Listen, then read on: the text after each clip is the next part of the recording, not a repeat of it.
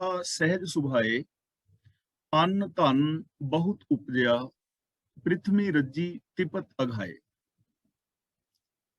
ਜਿਵੇਂ ਬਰਸਾਤ ਪੈਂਦੀ ਹੈ ਤੇ ਬਰਸਾਤ ਪੈਣ ਦੇ ਨਾਲ ਚਾਰ ਚੁਫੇਰੇ ਹਰਿਆਵਲ ਛਾ ਜਾਂਦੀ ਹੈ, ਔਰ ਬਰਸਾਤ ਪੈਣ ਦੇ ਨਾਲ ਧਰਤੀ ਤੇ ਵਨਸਪਤੀ ਉਗਦੀ ਹੈ, ਔਰ ਕਿਸਾਨ ਆਪਣੀਆਂ ਫਸਲਾਂ ਬੀਜਦੇ ਨੇ, ਅੰਨ ਆਦਿਕ ਉਗਦਾ ਹੈ, ਔਰ ਉਹਨਾਂ ਦੇ ਘਰ ਦੇ ਵਿੱਚ ਧਨ ਆਉਂਦਾ ਹੈ, ਤੇ ਬਰਸਾਤ ਪੈਣ ਦੇ ਨਾਲ ਚਾਰ ਚੁਫੇਰੇ ਹਰਿਆਵਲ ਹੁੰਦੀ ਹੈ, ਔਰ ਸੁਖਮਈ ਸ਼ਾਂਤਮਈ ਸੁਹਾਵਣਾ ਜਿਹਾ ਇੱਕ ਮੌਸਮ ਬਣਦਾ ਹੈ। ਹੁਣ ਇੱਥੇ ਗੱਲ ਹੋ ਰਹੀ ਹੈ ਪ੍ਰਭੂ ਦੀ ਰਹਿਮਤ ਜਦੋਂ ਕਿਸੇ ਭਾਗਾਂ ਵਾਲੇ ਦੇ ਹਿਰਦੇ ਤੇ ਵਰਸਦੀ ਹੈ। ਪਾਰ ਬ੍ਰਹਮ ਫਰਮਾਇਆ, ਪਾਰ ਬ੍ਰਹਮ ਦਾ ਮਤਲਬ ਪ੍ਰਭੂ ਨੇ। ਮੀਂਹ ਵੁੱਠਾ, ਮੀਂਹ ਦਾ ਮਤਲਬ ਬਰਸਾਤ, ਮੀਂਹ ਵੁੱਠਾ ਦਾ ਮਤਲਬ ਵਸਿਆ, ਸਹਿਜ ਸੁਭਾਏ ਦਾ ਮਤਲਬ ਨਿਰਯਤਨ। ਤਾਂ ਗੁਰੂ ਜੀ ਕਹਿੰਦੇ ਨੇ ਜਦੋਂ ਪ੍ਰਭੂ ਦਾ ਹੁਕਮ ਹੋਇਆ ਤਾਂ ਹਿਰਦੇ ਦੇ ਅੰਦਰ ਵਰਖਾ ਹੋਈ, ਯਾਨੀ ਗੁਰੂ ਦਾ ਗਿਆਨ ਹਿਰਦੇ ਵਿੱਚ ਵਸਿਆ। ਜਦੋਂ ਬੰਦਾ ਰੱਬ ਦੀ ਰਜ਼ਾ ਵਿੱਚ ਤੁਰਿਆ, ਪਾਰ ਬ੍ਰਹਮ ਫਰਮਾਇਆ, ਫਰਮਾਨ ਦਾ ਮਤਲਬ ਹੁਕਮ, ਭਾਵਰਥ ਪੰਕਤੀ ਦਾ ਹੋਏਗਾ ਕਿ ਜਦੋਂ ਮਨੁੱਖ ਰੱਬੀ ਰਜ਼ਾ ਦੇ ਅੰਦਰ ਤੁਰਦਾ ਹੈ ਤਾਂ ਫਿਰ ਇਹਦੇ ਅੰਦਰ ਕਿਰਪਾ ਦੀ ਮਾਨੋ ਇੱਕ ਬਰਸਾਤ ਹੁੰਦੀ ਹੈ, ਇਹਦੇ ਅੰਦਰ ਸ਼ੁਭ ਗੁਣਾਂ ਦੀ ਬਰਸਾਤ ਹੁੰਦੀ ਹੈ। ਅੰਨ ਧਨ ਬਹੁਤ ਉਪਜਿਆ, ਪ੍ਰਿਥਵੀ ਰੱਜੀ ਤਿਪਤ ਅਘਾਏ। ਤੇ ਜਿਵੇਂ ਬਰਸਾਤ ਹੋਣ ਦੇ ਨਾਲ ਧਰਤੀ ਦੀ ਤਪਸ਼ ਮਿਟਦੀ ਹੈ, ਅੰਨ ਉਗਦਾ ਹੈ, ਕਿਸਾਨ ਦੇ ਘਰ ਵਿੱਚ ਧਨ ਆਉਂਦਾ ਹੈ, ਔਰ ਪ੍ਰਿਥਵੀ ਦੀ ਤਪਸ਼ ਮਿਟ ਜਾਂਦੀ ਹੈ। ਇਸੇ ਤਰ੍ਹਾਂ ਜਿਸ ਹਿਰਦੇ ਦੇ ਅੰਦਰ ਪ੍ਰਭੂ ਦੇ ਨਾਮ ਦੀ ਭਾਵ ਹੁਕਮ ਦੀ ਵਰਸ਼ਾ ਹੋਈ, ਜੋ ਪ੍ਰਭੂ ਦੇ ਰਹਿਮਤ ਦਾ ਪਾਤਰ ਬਣਿਆ, ਉਹਦੇ ਅੰਦਰ ਸਿਫਤ ਸਲਾਹ ਦਾ ਬਹੁਤ ਅੰਨ ਧਨ ਪੈਦਾ ਹੁੰਦਾ ਹੈ। ਉਹ ਅੰਨ ਧਨ ਦਾ ਫਸਲ ਕਿਹੜੀ ਜਿਹੜੀ ਪੈਦਾ ਹੋ ਰਹੀ ਹੈ? ਸਿਫਤ ਸਲਾਹ ਦੀ, ਸ਼ੁਭ ਗੁਣਾਂ ਦੀ, ਸਤ, ਸੰਤੋਖ, ਦਇਆ, ਧਰਮ, ਧੀਰਜ, ਗਿਆਨ, ਵਿਰਾਗ, ਨਿਮਾਨਤਾ, ਸੇਵਾ, ਸਿਮਰਨ, ਪ੍ਰੇਮ, ਕੁਰਬਾਨੀ ਆਦਿਕ ਦੇ ਸ਼ੁਭ ਜਜ਼ਬਿਆਂ ਦੀ ਫਸਲ ਪੈਦਾ ਹੋਈ, ਅੰਨ ਧਨ ਪੈਦਾ ਹੋਇਆ। ਪ੍ਰਿਥਵੀ ਰੱਜੀ ਤਿਪਤ ਅਘਾਏ, ਪ੍ਰਿਥਵੀ ਦਾ ਮਤਲਬ ਹਿਰਦਾ। ਜਿਹੜੀ ਪ੍ਰਿਥਵੀ ਸੀ, ਹਿਰਦਾ ਰੂਪ ਧਰਤੀ ਸੀ, ਉਹ ਰੱਜ ਗਈ ਔਰ ਤ੍ਰਿਪਤ ਹੋ ਗਈ। ਭਾਵ ਕਿ ਉਹਦਾ ਜਿਹੜਾ ਹਿਰਦਾ ਹੈ ਉਹ ਬਿਲਕੁਲ ਸੰਤੋਖ ਵਾਲਾ ਹੋ ਗਿਆ, ਉਹਦੇ ਜੀਵਨ ਦੇ ਅੰਦਰ ਖੁਸ਼ੀਆਂ ਆ ਗਈਆਂ, ਔਰ ਜੋ ਅੰਦਰ ਤਪਸ਼ ਸੀ ਵਿਕਾਰਾਂ ਦੀ ਉਹ ਮਿਟ ਗਈ। ਤਾਂ ਦੋਵਾਂ ਪੰਕਤੀਆਂ ਦਾ, ਪੂਰੇ ਸ਼ਲੋਕ ਦਾ ਭਾਵ ਇਹ ਹੋਏਗਾ ਕਿ ਜਦੋਂ ਮਨੁੱਖ ਰੱਬੀ ਰਜ਼ਾ ਦੇ ਅੰਦਰ ਜ਼ਿੰਦਗੀ ਗੁਜ਼ਾਰਦਾ ਹੈ, ਰੱਬ ਦੀ ਰਹਿਮਤ ਹੁੰਦੀ ਹੈ, ਤਾਂ ਉਹਦੇ ਅੰਦਰ ਸ਼ੁਭ ਗੁਣਾਂ ਦੀ ਫਸਲ ਪੈਦਾ ਹੁੰਦੀ ਹੈ, ਸਤ, ਸੰਤੋਖ ਆਦਿਕ ਦੀ। ਉਸ ਦੇ ਅੰਦਰੋਂ ਵਿਕਾਰਾਂ ਦੀ ਤਪਸ਼ ਬੁੱਝ ਜਾਂਦੀ ਹੈ, ਔਰ ਮਨੁੱਖ ਪੂਰਨ ਤੌਰ ਤੇ ਤ੍ਰਿਪਤ ਔਰ ਸ਼ਾਂਤ ਹੋ ਜਾਂਦਾ ਹੈ। ਇਸ ਲਈ ਜੇ ਅਸੀਂ ਚਾਹੁੰਦੇ ਹਾਂ ਕਿ ਸਾਡੇ ਹਿਰਦੇ ਦੇ ਅੰਦਰੋਂ ਵਿਕਾਰਾਂ ਦੀ, ਚਿੰਤਾਵਾਂ ਦੀ ਤਪਸ਼ ਮਿਟੇ, ਤਾਂ ਸਾਨੂੰ ਰੱਬੀ ਰਜ਼ਾ ਦੇ ਅੰਦਰ ਤੁਰਨਾ ਚਾਹੀਦਾ ਹੈ। ਪਰ ਰੱਬੀ ਰਜ਼ਾ ਵਿੱਚ ਤੁਰਨ ਦੇ ਨਾਲ ਵਿਕਾਰਾਂ ਦੀ ਤਪਸ਼ ਮਿਟੇਗੀ ਔਰ ਸ਼ੁਭ ਗੁਣਾਂ ਦੀ ਫਸਲ ਪੈਦਾ ਹੋਏਗੀ, ਸਾਡੇ ਜੀਵਨ ਅੰਦਰ ਆਨੰਦ, ਮੰਗਲ, ਸ਼ਾਂਤੀ ਆਏਗੀ। ਤੇ ਐਸਾ ਮਨੁੱਖ ਜਿਸ ਦੇ ਹਿਰਦੇ ਦੇ ਅੰਦਰ ਸ਼ੁਭ ਗੁਣਾਂ ਦੀ ਫਸਲ ਉਗਦੀ ਹੈ, ਸ਼ੁਭ ਗੁਣ ਪੈਦਾ ਹੁੰਦੇ ਨੇ, ਜਿਸ ਦਾ ਹਿਰਦਾ ਸ਼ਾਂਤ ਹੋ ਜਾਂਦਾ ਹੈ, ਉਹਦੀ ਬਾਹਰਲੀ ਨਿਸ਼ਾਨੀ ਕੀ ਹੈ? ਉਹਦੀ ਨਿਸ਼ਾਨੀ ਕੀ ਹੈ? ਸਦਾ ਸਦਾ ਗੁਣ ਉਚਰੈ। ਉਸ ਮਨੁੱਖ ਦੀ ਨਿਸ਼ਾਨੀ ਇਹ ਹੈ ਕਿ ਉਹ ਹਮੇਸ਼ਾ ਗੁਣਾਂ ਦਾ ਉਚਾਰਨ ਕਰਦਾ ਹੈ। ਉਹਦੀ ਜ਼ਬਾਨ ਤੋਂ ਕੋਈ ਔਗਣਾ ਵਾਲੀ ਗੱਲ ਨਹੀਂ ਨਿਕਲਦੀ, ਉਹਦੀ ਜ਼ਬਾਨ ਦੇ ਵਿੱਚੋਂ ਕੋਈ ਪਾਪਾਂ, ਵਿਕਾਰਾਂ ਵਾਲੇ ਬੋਲ ਨਹੀਂ ਨਿਕਲਦੇ। ਦੁੱਖ ਦਾਲਤ ਗਿਆ ਬਿਲਾਏ, ਦਾਲਤ ਦਾ ਮਤਲਬ ਦਲਿੱਦਰ, ਬਿਲਾਏ ਦਾ ਮਤਲਬ ਦੂਰ ਹੋ ਗਿਆ। ਤਾਂ ਐਸੇ ਮਨੁੱਖ ਦੇ ਫਿਰ ਦੁੱਖ ਦਰਿੱਦਰ ਜਿਹੜੇ ਨੇ ਉਹ ਦੂਰ ਹੋ ਜਾਂਦੇ, ਕਿਉਂਕਿ ਉਹ ਹਮੇਸ਼ਾ ਗੁਣਾਂ ਦੀ ਗੱਲ ਕਰਦਾ ਹੈ। ਇਹ ਉਸ ਮਨੁੱਖ ਦੀ ਨਿਸ਼ਾਨੀ ਹੋਏਗੀ। ਸਾਨੂੰ ਇਥੋਂ ਜੀਵਨ ਵਾਸਤੇ ਜੋ ਦਾਤ ਮਿਲ ਰਹੀ ਹੈ ਕਿ ਜੇ ਅਸੀਂ ਗੁਣਾਂ ਦਾ ਉਚਾਰਨ ਕਰੀਏ ਮਨ, ਬਚਨ ਔਰ ਕਰਮ ਕਰਕੇ, ਤਾਂ ਸਾਡੇ ਵੀ ਦੁੱਖ ਔਰ ਦਰਿੱਦਰ ਜਿਹੜੇ ਨੇ ਉਹ ਦੂਰ ਹੋ ਸਕਦੇ ਨੇ। ਦਰਿੱਦਰ ਮਤਲਬ ਆਲਸ। ਹੁਣ ਬੰਦੇ ਦੀ ਜ਼ਿੰਦਗੀ ਵਿੱਚ ਆਲਸ ਹੈ ਨਾ, ਕੰਮ ਕਰਨ ਤੇ ਜੀ ਨਹੀਂ ਕਰਦਾ, ਜੀ ਨਹੀਂ ਚਾਹੁੰਦਾ ਕਿ ਮੈਂ ਕੰਮ ਕਰਾਂ, ਥੋੜੀ ਦੇਰ ਹੋਰ ਬਹਿ ਜਾਵਾਂ, ਕੱਲ ਨੂੰ ਕਰ ਲਾਂਗੇ, ਸੱਚ ਬੋਲ ਕੇ ਕੀ ਕਰਨਾ ਹੈ, ਜਾਂ ਕਈ ਕੁਛ ਐਸਾ। ਪਰ ਜੇ ਅਸੀਂ ਸ਼ੁਭ ਗੁਣਾਂ ਦੇ ਨਾਲ ਜੁੜ ਜਾਵੀਏ ਤਾਂ ਸਾਡਾ ਦਰਿੱਦਰ ਜਿਹੜਾ ਹੈ ਆਲਸ ਵੀ ਚਲਾ ਜਾਏਗਾ, ਔਰ ਜਿਹੜੇ ਸਾਡੇ ਆਲਸ ਕਰਕੇ, ਵਿਕਾਰਾਂ ਕਰਕੇ ਦੁੱਖ ਨੇ, ਉਹ ਵੀ ਖਤਮ ਹੋ ਜਾਣੇ। ਪੂਰਬ ਲਿਖਿਆ ਪਾਇਆ, ਮਿਲਿਆ ਤਿਸੈ ਰਜ਼ਾਏ। ਰਜ਼ਾਏ ਦਾ ਮਤਲਬ ਰਜ਼ਾ ਅਨੁਸਾਰ, ਮਿਲਿਆ ਦਾ ਮਤਲਬ ਆ ਮਿਲਦਾ ਹੈ। ਪਰ ਇਹ ਜੋ ਗੁਣ ਨੇ, ਜਾਂ ਇਹ ਜੋ ਬਰਸਾਤ ਹੋ ਰਹੀ ਹੈ ਸ਼ੁਭ ਗੁਣਾਂ ਦੀ, ਜਿਸ ਦੀ ਪਿਛਲੀਆਂ ਪੰਕਤੀਆਂ ਵਿੱਚ ਵਿਚਾਰ ਕੀਤੀ ਗਈ ਹੈ, ਇਹ ਮਿਲਦਾ ਕਿਹਨੂੰ ਹੈ? ਪੂਰਬ ਲਿਖਿਆ ਪਾਇਆ, ਜਿਸ ਨੇ ਪੂਰਬ ਦੇ ਅੰਦਰ ਲੇਖ ਲਿਖੇ ਨੇ। ਪੂਰਬ ਦਾ ਮਤਲਬ ਬੀਤ ਗਿਆ ਜੋ ਸਮਾਂ ਹੈ, ਤੇ ਇਹਨਾਂ ਲੇਖਾਂ ਬਾਰੇ ਅਸੀਂ ਰੋਜ਼ ਵਿਚਾਰ ਕਰੀਬ ਕਰ ਰਹੇ ਹਾਂ, ਔਰ ਕਰਨੀ ਬਣਦੀ ਹੈ, ਕਿਉਂਕਿ ਹਰ ਪੰਕਤੀ ਵਿੱਚ ਜਦੋਂ ਵੀ ਕੋਈ ਐਸੀ ਵਿਚਾਰ ਆਏਗੀ ਤਾਂ ਉਹਦੇ ਬਾਰੇ ਵਿਚਾਰ ਸਾਂਝੀ ਕਰਨੀ ਬਣਦੀ ਹੈ, ਜਿਸ ਕਰਕੇ ਗੱਲਾਂ ਸਾਡੇ ਜੀਵਨ ਵਿੱਚ ਪੱਕੀਆਂ ਹੋ ਜਾਣ। ਗੁਰੂ ਸਾਹਿਬ ਜੀ ਨੇ ਵੀ ਬਾਰ-ਬਾਰ ਦੁਹਰਾਈਆਂ ਨੇ। ਹੁਣ ਲੇਖ ਅਸੀਂ ਰੋਜ਼ ਆਪਣੇ ਅੰਦਰ ਆਪ ਲਿਖ ਰਹੇ ਹਾਂ। ਜੋ ਕੁਝ ਅਸੀਂ ਸੋਚਦੇ ਹਾਂ ਉਹ ਸਾਡੇ ਅੰਦਰ ਉਕਰਿਆ ਜਾਂਦਾ ਹੈ, ਵੈਸਾ ਹੀ ਸਾਡਾ ਸੁਭਾਅ ਬਣ ਜਾਂਦਾ ਹੈ। ਹੁਣ ਤੁਸੀਂ ਕੀ ਸੋਚਦੇ ਹੋ, ਕੀ ਕਰਨਾ ਚਾਹੁੰਦੇ ਹੋ, ਇਹਦੇ ਤੇ ਡਿਪੈਂਡ ਕਰੇਗਾ। ਜੇ ਕੋਈ ਬੰਦਾ ਹਰ ਵਕਤ ਆਪਣੇ ਅੰਦਰ ਈਗੋ ਵਾਲੇ ਵਿਚਾਰ ਹੀ ਰੱਖਦਾ ਹੈ ਕਿ ਮੈਂ ਹੀ ਵੱਡਾ ਹਾਂ, ਮੇਰਾ ਹੀ ਹੁਕਮ ਚੱਲੇ, ਤਾਂ ਉਹਦਾ ਹੌਲੇ-ਹੌਲੇ ਸੁਭਾਅ ਐਵੇਂ ਦਾ ਬਣਦਾ ਜਾਏਗਾ, ਕਿਉਂਕਿ ਉਹ ਰੋਜ਼ ਉਹਨਾਂ ਚੀਜ਼ਾਂ ਨੂੰ ਰਿਪੀਟ ਕਰ ਰਿਹਾ ਹੈ, ਦੁਹਰਾ ਰਿਹਾ ਹੈ। ਜਿਹੜਾ ਬੰਦਾ ਕਿਸੇ ਦੇ ਨਾਲ ਜੈਲਸੀ ਰੱਖਦਾ ਹੈ ਕਿ ਫਲਾਂ ਬੰਦੇ ਨੇ ਮੇਰੇ ਨਾਲ ਇਹ ਕੀਤਾ, ਉਹ ਕੀਤਾ, ਮੈਂ ਉਹਦਾ ਨੁਕਸਾਨ ਕਰਨਾ ਹੈ, ਮੈਂ ਵੀ ਉਹਨੂੰ ਮਜ਼ਾ ਚ ਖਾਣਾ ਹੈ, ਜਿਹੜੇ ਐਵੇਂ ਦੀਆਂ ਗੱਲਾਂ ਕਰਦੇ ਨੇ, ਹਰ ਵਕਤ ਸੋਚਦੇ ਨੇ, ਉਹਨਾਂ ਦੇ ਅੰਦਰ ਇਹ ਸੁਭਾਅ ਪੱਕਾ ਹੋਈ ਜਾਂਦਾ ਹੈ।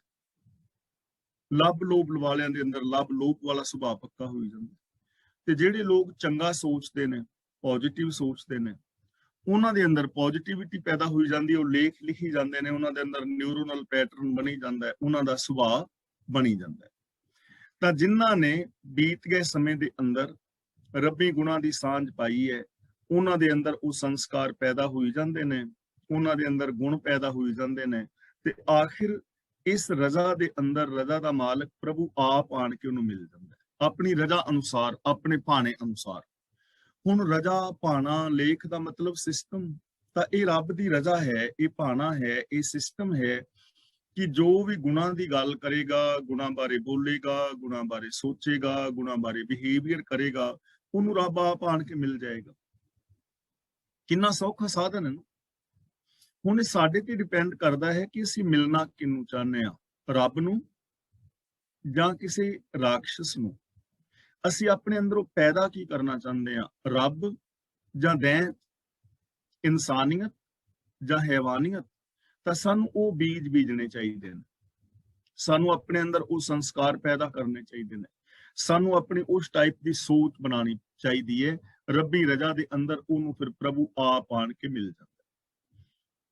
ਪਰਮੇਸ਼ਰ ਜੀ ਵਾਲਿਆ, ਪਰਮੇਸ਼ਰ ਨੇ ਜੀਵਾਲਿਆ ਦਾ ਮਤਲਬ ਜੀਵਾਲ ਦਿੱਤਾ, ਆਤਮਿਕ ਜੀਵਨ ਦੇ ਦਿੱਤਾ। ਜੋ ਰੱਬੀ ਗੁਣਾਂ ਦੀ ਗੱਲ ਕਰਦਾ ਹੈ, ਜੋ ਰੱਬੀ ਗੁਣਾਂ ਦਾ ਧਾਰਨੀ ਹੈ, ਜੋ ਰੱਬੀ ਰਜ਼ਾ ਦੇ ਵਿੱਚ ਤੁਰਦਾ ਹੈ, ਉਸ ਆਤਮਿਕ ਮੌਤੇ ਹੋਏ, ਮਰੇ ਹੋਏ ਇਨਸਾਨ ਨੂੰ ਵੀ ਰੱਬ ਆਤਮਿਕ ਜੀਵਨ ਬਖਸ਼ ਦਿੰਦਾ ਹੈ। ਦੇਖੋ, ਆਤਮਿਕ ਜੀਵਨ, ਇਨਸਾਨੀਅਤ ਵਾਲੀ ਜ਼ਿੰਦਗੀ, ਧਰਮੀ ਜਿਹੜਾ ਜੀਵਨ ਹੈ, ਉਹ ਸਾਨੂੰ ਰੱਬ ਫਿਰ ਬਖਸ਼ਦਾ ਹੈ। ਹੁਕਮ ਦੇ ਅੰਦਰ ਉਹ ਜੀਵਨ ਮਿਲ ਜਾਂਦਾ ਹੈ। ਐਸਾ ਇਨਸਾਨ ਆਤਮਿਕ ਜ਼ਿੰਦਗੀ ਜੀਂਦਾ ਹੈ, ਆਤਮਿਕ ਆਨੰਦ ਮਾਣਦਾ ਹੈ, ਔਰ ਅਸਲੀ ਜ਼ਿੰਦਗੀ ਜੀ ਹੀ ਉਹ ਰਿਹਾ ਹੈ ਜੋ ਗੁਣਾਂ ਵਾਲੀ ਜ਼ਿੰਦਗੀ ਜੀ ਰਿਹਾ ਹੈ, ਜੋ ਰੱਬੀ ਰਜ਼ਾ ਵਾਲੀ ਜ਼ਿੰਦਗੀ ਜੀ ਰਿਹਾ ਹੈ। ਸੋ ਜੀਵਿਆ ਜਿਸ ਮਨ ਵਸਿਆ ਸੋਏ, ਨਾਨਕ ਅਵਰ ਨਾ ਜੀਵੈ ਕੋਏ, ਜੇ ਜੀਵੈ ਪਤ ਲੱਥੀ ਜਾਏ, ਸਭ ਹਰਾਮ ਜੀਤਾ ਖਿਚ ਖਾਏ। ਅਸਲ ਦੇ ਅੰਦਰ ਇਨਸਾਨੀਅਤ ਵਾਲੀ ਜ਼ਿੰਦਗੀ ਜੀ ਹੀ ਹੋ ਰਿਹਾ ਹੈ, ਜੀਵਨ ਸਫਲਾ ਹੀ ਉਹਦਾ ਹੈ, ਜੀਵਨ ਜੀਣਾ ਮੁਬਾਰਕ ਹੀ ਉਸਦਾ ਹੈ ਜੋ ਰੱਬੀ ਗੁਣਾਂ ਵਾਲੀ ਜ਼ਿੰਦਗੀ ਜੀ ਰਿਹਾ। ਤਾਂ ਗੁਰੂ ਪਾਤਸ਼ਾਹ ਜੀ ਕਹਿ ਰਹੇ ਨੇ, ਪ੍ਰਭੂ ਐਸੇ ਮਨੁੱਖ ਨੂੰ ਆਤਮਿਕ ਜੀਵਨ ਬਖਸ਼ਦਾ ਹੈ, ਨਾਨਕ ਤਿਸੈ ਧਿਆਏ। ਇਸ ਲਈ ਗੁਰਦੇਵ ਪਾਤਸ਼ਾਹ ਕਹਿੰਦੇ ਨੇ, ਹੇ ਨਾਨਕ, ਤੂੰ ਵੀ ਉਸ ਪ੍ਰਭੂ ਨੂੰ ਸਿਮਰ, ਤੂੰ ਵੀ ਉਹਨੂੰ ਯਾਦ ਰੱਖ, ਉਹਨੂੰ ਆਪਣੇ ਧਿਆਨ ਵਿੱਚ ਵਸਾ, ਉਹਦੇ ਗੁਣਾਂ ਨੂੰ ਆਪਣੇ ਧਿਆਨ ਵਿੱਚ ਵਸਾ, ਕਿਉਂਕਿ ਜੋ ਵੀ ਗੁਣਾਂ ਨੂੰ ਧਿਆਨ ਵਿੱਚ ਵਸਾਉਂਦਾ ਹੈ, ਪ੍ਰਭੂ ਉਹਨੂੰ ਆਤਮਿਕ ਜੀਵਨ ਬਖਸ਼ਦਾ ਹੈ। ਮਹਿਲਾ ਪੰਜਵਾਂ, ਜੀਵਨ ਪਦ ਨਿਰਵਾਣ ਇੱਕੋ ਸਿਮਰੀਐ। ਨਿਰਵਾਣ ਦਾ ਮਤਲਬ ਵਾਸ਼ਨਾ ਤੋਂ ਰਹਿਤ ਜ਼ਿੰਦਗੀ। ਜੀਵਨ ਪਦ ਦਾ ਮਤਲਬ ਜੀਵਨ ਦੀ ਉੱਚੀ ਅਵਸਥਾ, ਜੀਵਨ ਦਾ ਅਸਲੀ ਦਰਜਾ, ਜੋ ਜੀਵਨ ਦਾ ਸਭ ਤੋਂ ਮਹਾਨ ਦਰਜਾ ਹੈ, ਪਦਵੀ ਹੈ, ਸਭ ਤੋਂ ਉੱਚੀ ਪਦਵੀ। ਤੇ ਜੀਵਨ ਦੀ ਸਭ ਤੋਂ ਉੱਚੀ ਪਦਵੀ ਕਿਹੜੀ ਹੈ? ਰੱਬ ਵਰਗੇ ਹੋ ਜਾਣਾ, ਅਬ ਤੋਂ ਜਾਏ ਚੜ੍ਹੇ ਸਿੰਘਾਸਨ, ਜਾਂ ਨਿਰਵਾਣ ਹੋ ਜਾਣਾ। ਨਿਰਵਾਣ ਦਾ ਮਤਲਬ ਵਾਸ਼ਨਾਵਾਂ ਤੋਂ ਰਹਿਤ, ਵਿਕਾਰਾਂ ਤੋਂ ਰਹਿਤ, ਜਿਹਦੇ ਅੰਦਰ ਕੋਈ ਵਾਸ਼ਨਾ ਨਹੀਂ ਹੈ। ਤੇ ਵਾਸ਼ਨਾ ਤੋਂ ਰਹਿਤ ਰੱਬ ਹੈ। ਰੱਬ ਵਾਸਤੇ ਵੀ ਨਿਰਵਾਣ ਸ਼ਬਦ ਵਰਤਿਆ ਹੈ। ਇਸ ਲਈ ਗੁਰੂ ਪਾਤਸ਼ਾਹ ਜੀ ਕਹਿੰਦੇ ਨੇ ਕਿ ਜੇਕਰ ਵਾਸ਼ਨਾ ਤੋਂ ਰਹਿਤ ਜੀਵਨ ਦੀ ਉੱਚੀ ਪਦਵੀ ਪਾਣੀ ਚਾਹੁੰਦੇ ਹੋ ਤਾਂ ਇੱਕੋ ਸਿਮਰੀਏ ਦਾ ਮਤਲਬ ਇੱਕ ਨੂੰ ਯਾਦ ਰੱਖਣਾ ਚਾਹੀਦਾ ਹੈ। ਇੱਕ ਰੱਬ ਦੇ ਗੁਣਾਂ ਨੂੰ ਆਪਣੇ ਮਨ ਵਿੱਚ ਵਸਾਉਣਾ ਚਾਹੀਦਾ ਹੈ। ਇੱਕ ਨੂੰ ਯਾਦ ਰੱਖਣਾ ਚਾਹੀਦਾ ਹੈ ਕਿ ਚਾਰ ਚੁਫੇਰੇ ਇੱਕ ਪਸਰਿਆ ਹੈ, ਹਰ ਇੱਕ ਦੇ ਅੰਦਰ ਇੱਕ ਹੈ, ਹਰ ਇੱਕ ਦੇ ਨਾਲ ਵਤੀਰਾ ਇੱਕ ਜੈਸਾ ਚੰਗਾ ਕਰਨਾ ਹੈ, ਅੰਦਰੋਂ ਬਾਹਰੋਂ ਇੱਕ ਹੋਣਾ ਹੈ, ਔਰ ਇਸ ਇੱਕ ਦੇ ਗੁਣਾਂ ਨੂੰ ਹਮੇਸ਼ਾ ਹਮੇਸ਼ਾ ਆਪਣੀ ਯਾਦ ਦੇ ਅੰਦਰ ਟਿਕਾ ਕੇ ਰੱਖੋ ਜੇ ਵਾਸ਼ਨਾ ਤੋਂ ਰਹਿਤ ਉੱਚੀ ਪਦਵੀ ਪਾਣੀ ਚਾਹੁੰਦੇ ਹੋ। ਦੇਖੋ, ਗੁਰੂ ਜੀ ਨੇ ਫਾਰਮੂਲਾ ਦੱਸ ਦਿੱਤਾ ਹੈ, ਰਾਸਤਾ ਦੱਸ ਦਿੱਤਾ ਹੈ, ਸਾਧਨ ਦੱਸ ਦਿੱਤਾ ਹੈ। ਰੱਬ ਵਰਗੇ ਬਣਨ ਦਾ ਸਾਧਨ, ਵਾਸ਼ਨਾ ਤੋਂ ਰਹਿਤ ਪਦਵੀ ਦਾ ਸਾਧਨ, ਵਿਕਾਰਾਂ ਤੋਂ ਬਚਣ ਦਾ ਸਾਧਨ ਕੀ ਹੈ? ਕਿ ਇੱਕ ਨੂੰ ਯਾਦ ਰੱਖੋ, ਇੱਕ ਦੇ ਗੁਣਾਂ ਨੂੰ ਯਾਦ ਰੱਖੋ, ਆਪਣੇ ਜੀਵਨ ਵਿੱਚ ਆਪਣੀ ਸੋਚ ਅੰਦਰ ਸ਼ੁਭ ਗੁਣਾਂ ਨੂੰ ਵਸਾ ਲਓ ਤਾਂ ਔਗਣ ਆਟੋਮੈਟਿਕਲੀ ਖਤਮ ਹੋ ਜਾਣਗੇ, ਜੀਵਨ ਦਾ ਉੱਚਾ ਦਰਜਾ ਮਿਲ ਜਾਏਗਾ। ਦੂਜੀ ਨਾ ਹੀ ਜਾਏ ਕਿਨ ਬਿਦ ਧੀਰੀਏ। ਧੀਰੀਏ ਦਾ ਮਤਲਬ ਧੀਰਜ ਫੜੀਏ, ਕਿਵੇਂ ਧੀਰਜ ਆਵੇ, ਕਿਵੇਂ ਮਨ ਟਿਕੇ। ਕਿਨ ਬਿਦ ਦਾ ਮਤਲਬ ਕਿਸ ਤਰੀਕੇ ਨਾਲ। ਦੂਜੀ ਦਾ ਮਤਲਬ ਦੂਜੀ, ਜਾਏ ਦਾ ਮਤਲਬ ਜਗ੍ਹਾ। ਹੁਣ ਇਹ ਅਵਸਥਾ ਪ੍ਰਾਪਤ ਕਰਨ ਲਈ ਜੀਵਨ ਪਦ ਨਿਰਵਾਣ ਜਿਹੜਾ ਹੈ, ਵਾਸ਼ਨਾ ਤੋਂ ਰਹਿਤ ਪਦਵੀ, ਵਾਸ਼ਨਾ ਤੋਂ ਰਹਿਤ ਜ਼ਿੰਦਗੀ, ਵਾਸ਼ਨਾ ਤੋਂ ਰਹਿਤ ਸੋਚ, ਐਸੇ ਜੀਵਨ ਦਾ ਢੰਗ, ਦੂਜੀ ਨਾ ਹੀ ਜਾਏ, ਦੂਜੀ ਹੋਰ ਕੋਈ ਜਗ੍ਹਾ ਹੈ ਨਹੀਂ। ਰੱਬੀ ਸ਼ਰਨ ਤੋਂ ਬਿਨਾਂ ਦੂਜੀ ਕੋਈ ਜਗ੍ਹਾ ਨਹੀਂ ਹੈ ਕਿ ਮੈਂ ਯੋਗਾ ਸਿੱਖ ਕੇ, ਵਰਤ ਰੱਖ ਕੇ, ਨਰਾਤੇ ਰੱਖ ਕੇ, ਸਰਾਧ ਕਰਕੇ, ਤੀਰਥ ਯਾਤਰਾ ਕਰਕੇ, ਸਮਾਧੀਆਂ ਲਾ ਕੇ ਜਾਂ ਹੋਰ ਕਰਮ ਕਰਕੇ ਮੈਂ ਜੀਵਨ ਪਦ ਨਿਰਵਾਣ ਪਾ ਲਵਾਂ। ਕੋਈ ਜਗ੍ਹਾ ਨਹੀਂ, ਕੋਈ ਕਰਮ ਨਹੀਂ ਜਿਹੜਾ ਤੁਹਾਨੂੰ ਐਸੀ ਪਦਵੀ ਦੇ ਸਕੇ। ਕਿਨ ਬਿਦ ਧੀਰੀਏ, ਕਿਸ ਤਰੀਕੇ ਦੇ ਨਾਲ ਮਨ ਧੀਰਜ ਫੜੇ। ਹੋਰ ਕੋਈ ਤਰੀਕਾ ਹੈ ਹੀ ਨਹੀਂ ਨਾ ਜਿੱਥੇ ਮਨ ਟਿਕੇ। ਕੋਈ ਹੋਰ ਤਰੀਕਾ ਨਹੀਂ, ਇੱਕ ਹੀ ਤਰੀਕਾ ਹੈ, ਇੱਕ ਹੀ ਜਗ੍ਹਾ ਹੈ। ਤੇ ਉਹ ਕਿਹੜੀ ਜਗ੍ਹਾ ਹੈ? ਇੱਕ ਦੇ ਨਾਲ ਜੁੜ ਜਾਣਾ, ਰੱਬੀ ਰਜਾ ਦੇ ਵਿੱਚ ਤੁਰਨਾ, ਰੱਬੀ ਗੁਣ ਗਾਣੇ, ਰੱਬੀ ਸਿਫਤ ਸਲਾਹ ਕਰਨੀ।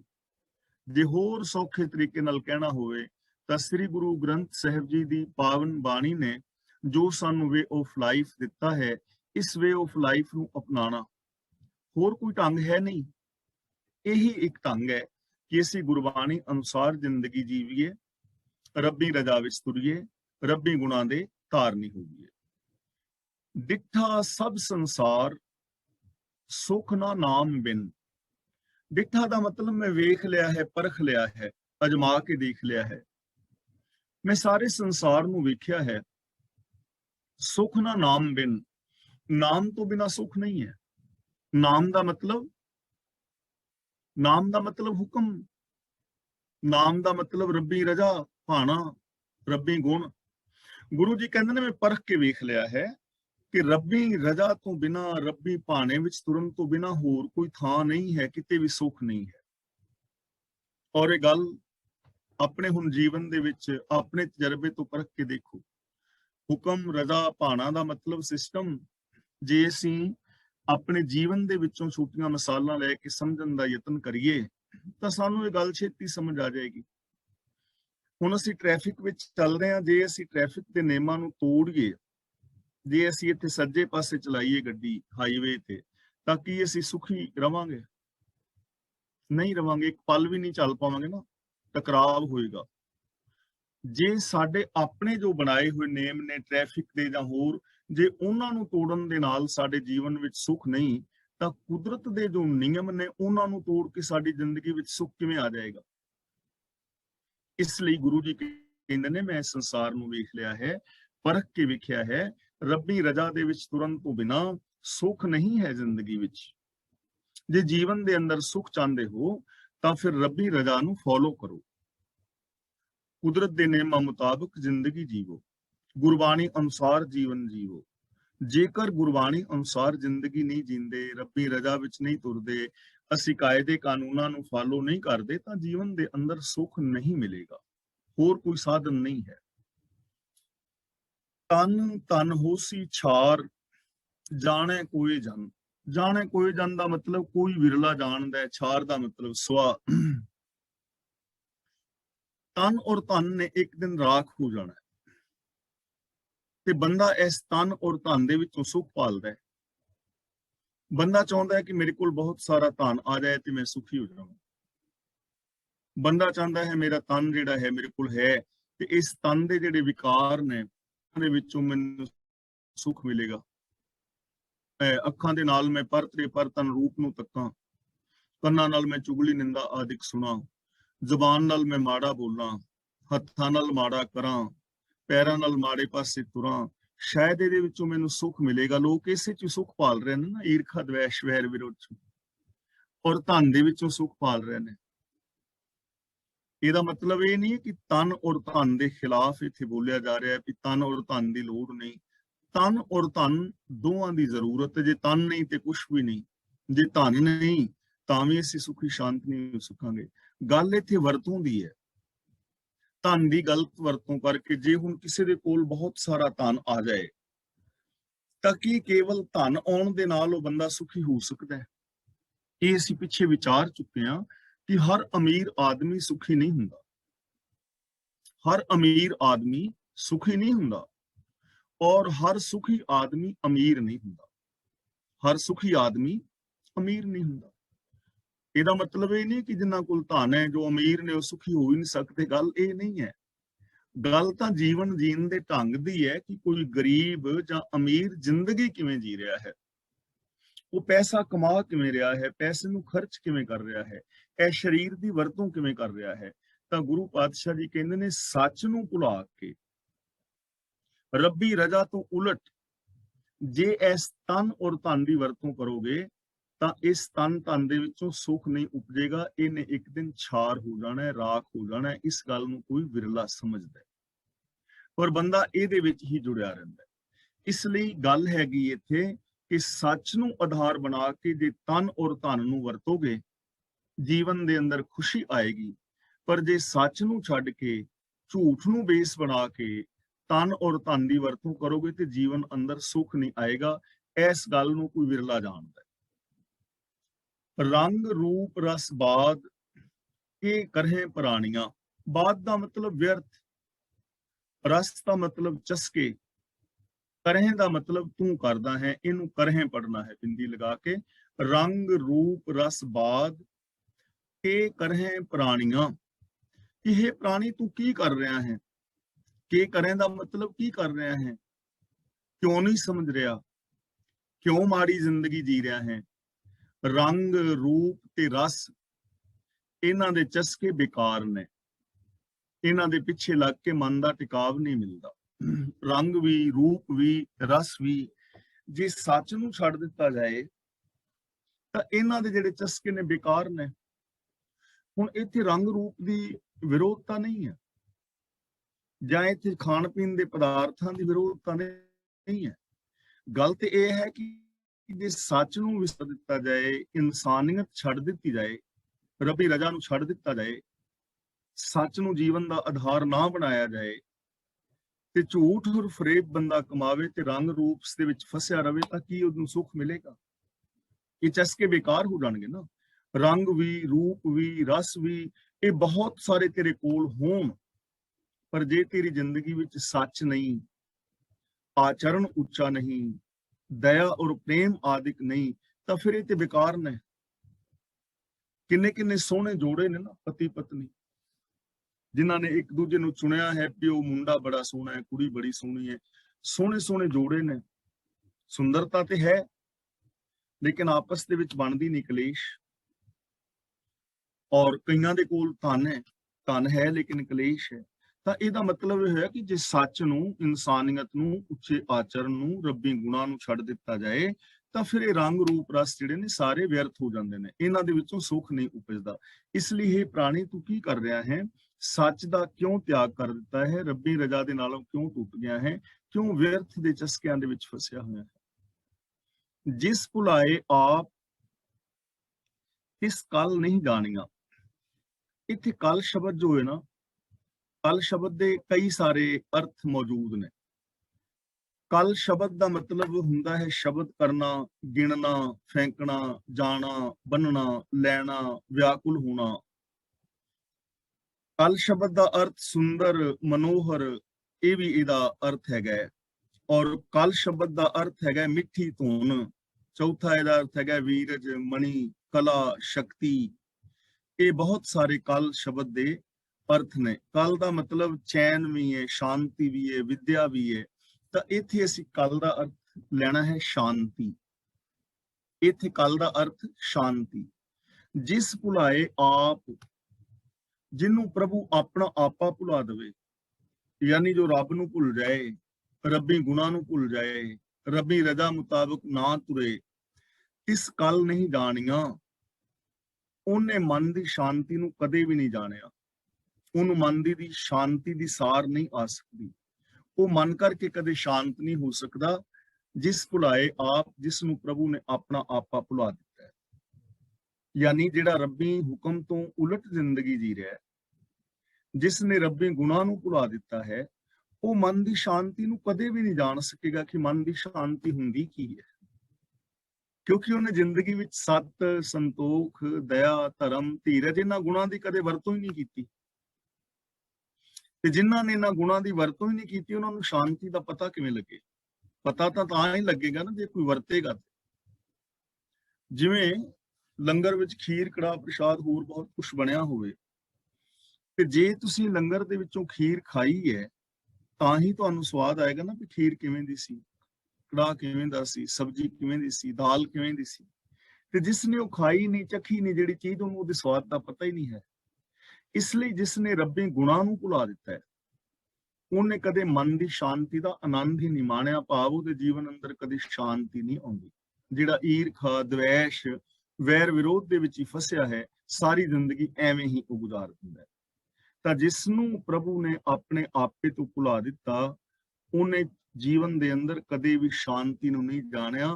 ਭਾਵ ਉਹਦੇ ਜੀਵਨ ਅੰਦਰ ਸੁਖ ਸ਼ਾਂਤੀ ਨਹੀਂ ਆਉਂਦੀ, ਸਗੋਂ ਪਰਮੇਸ਼ਰ ਤੇ ਭੁੱਲਿਆ ਵਿਆਪਨ ਸਭੇ ਰੋਗ। ਜਦੋਂ ਅਸੀਂ ਰੱਬੀ ਗੁਣਾਂ ਨੂੰ, ਰੱਬ ਨੂੰ ਭੁਲਾ ਦਿੰਦੇ ਆ, ਤਾਂ ਸਾਡੀ ਜ਼ਿੰਦਗੀ ਦੇ ਅੰਦਰ ਕਾਮ, ਕ੍ਰੋਧ, ਈਰਖਾ, ਦਵੈਸ਼ ਆਦਿਕ ਸਾਰੇ ਰੋਗ ਸਾਨੂੰ ਆ ਘੇਰਦੇ ਨੇ। ਤਾਂ ਜੇ ਅਸੀਂ ਚਾਹੁੰਦੇ ਹਾਂ ਕਿ ਸਾਡੇ ਜੀਵਨ ਵਿੱਚ ਸ਼ਾਂਤੀ ਆਏ, ਤਾਂ ਸਾਨੂੰ ਰੱਬੀ ਗੁਣਾਂ ਦੇ ਨਾਲ ਜੁੜਨਾ ਚਾਹੀਦਾ ਹੈ। ਰੰਗ ਰਤੇ ਨਿਰਵਾਣ ਸੱਚਾ ਗਾਵਹੀ। ਰੰਗ ਦਾ ਮਤਲਬ ਪਿਆਰ ਵਿੱਚ, ਨਿਰਵਾਣ ਦਾ ਮਤਲਬ ਵਾਸ਼ਨਾ ਤੋਂ ਰਹਿਤ ਜੋ ਪ੍ਰਭੂ ਹੈ।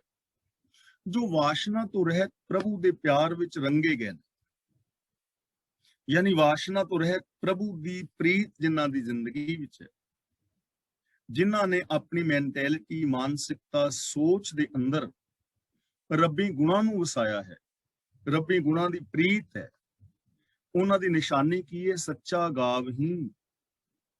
ਉਹ ਸੱਚੇ ਪ੍ਰਭੂ ਦੇ ਗੁਣ ਗਾਉਂਦੇ ਨੇ, ਉਹਨਾਂ ਗੁਣਾਂ ਮੁਤਾਬਕ ਜ਼ਿੰਦਗੀ ਬਤੀਤ ਕਰਦੇ ਨੇ, ਉਹਨਾਂ ਗੁਣਾਂ ਨੂੰ ਜ਼ਿੰਦਗੀ ਵਿੱਚ ਇੰਪਲੀਮੈਂਟ ਕਰਦੇ ਨੇ।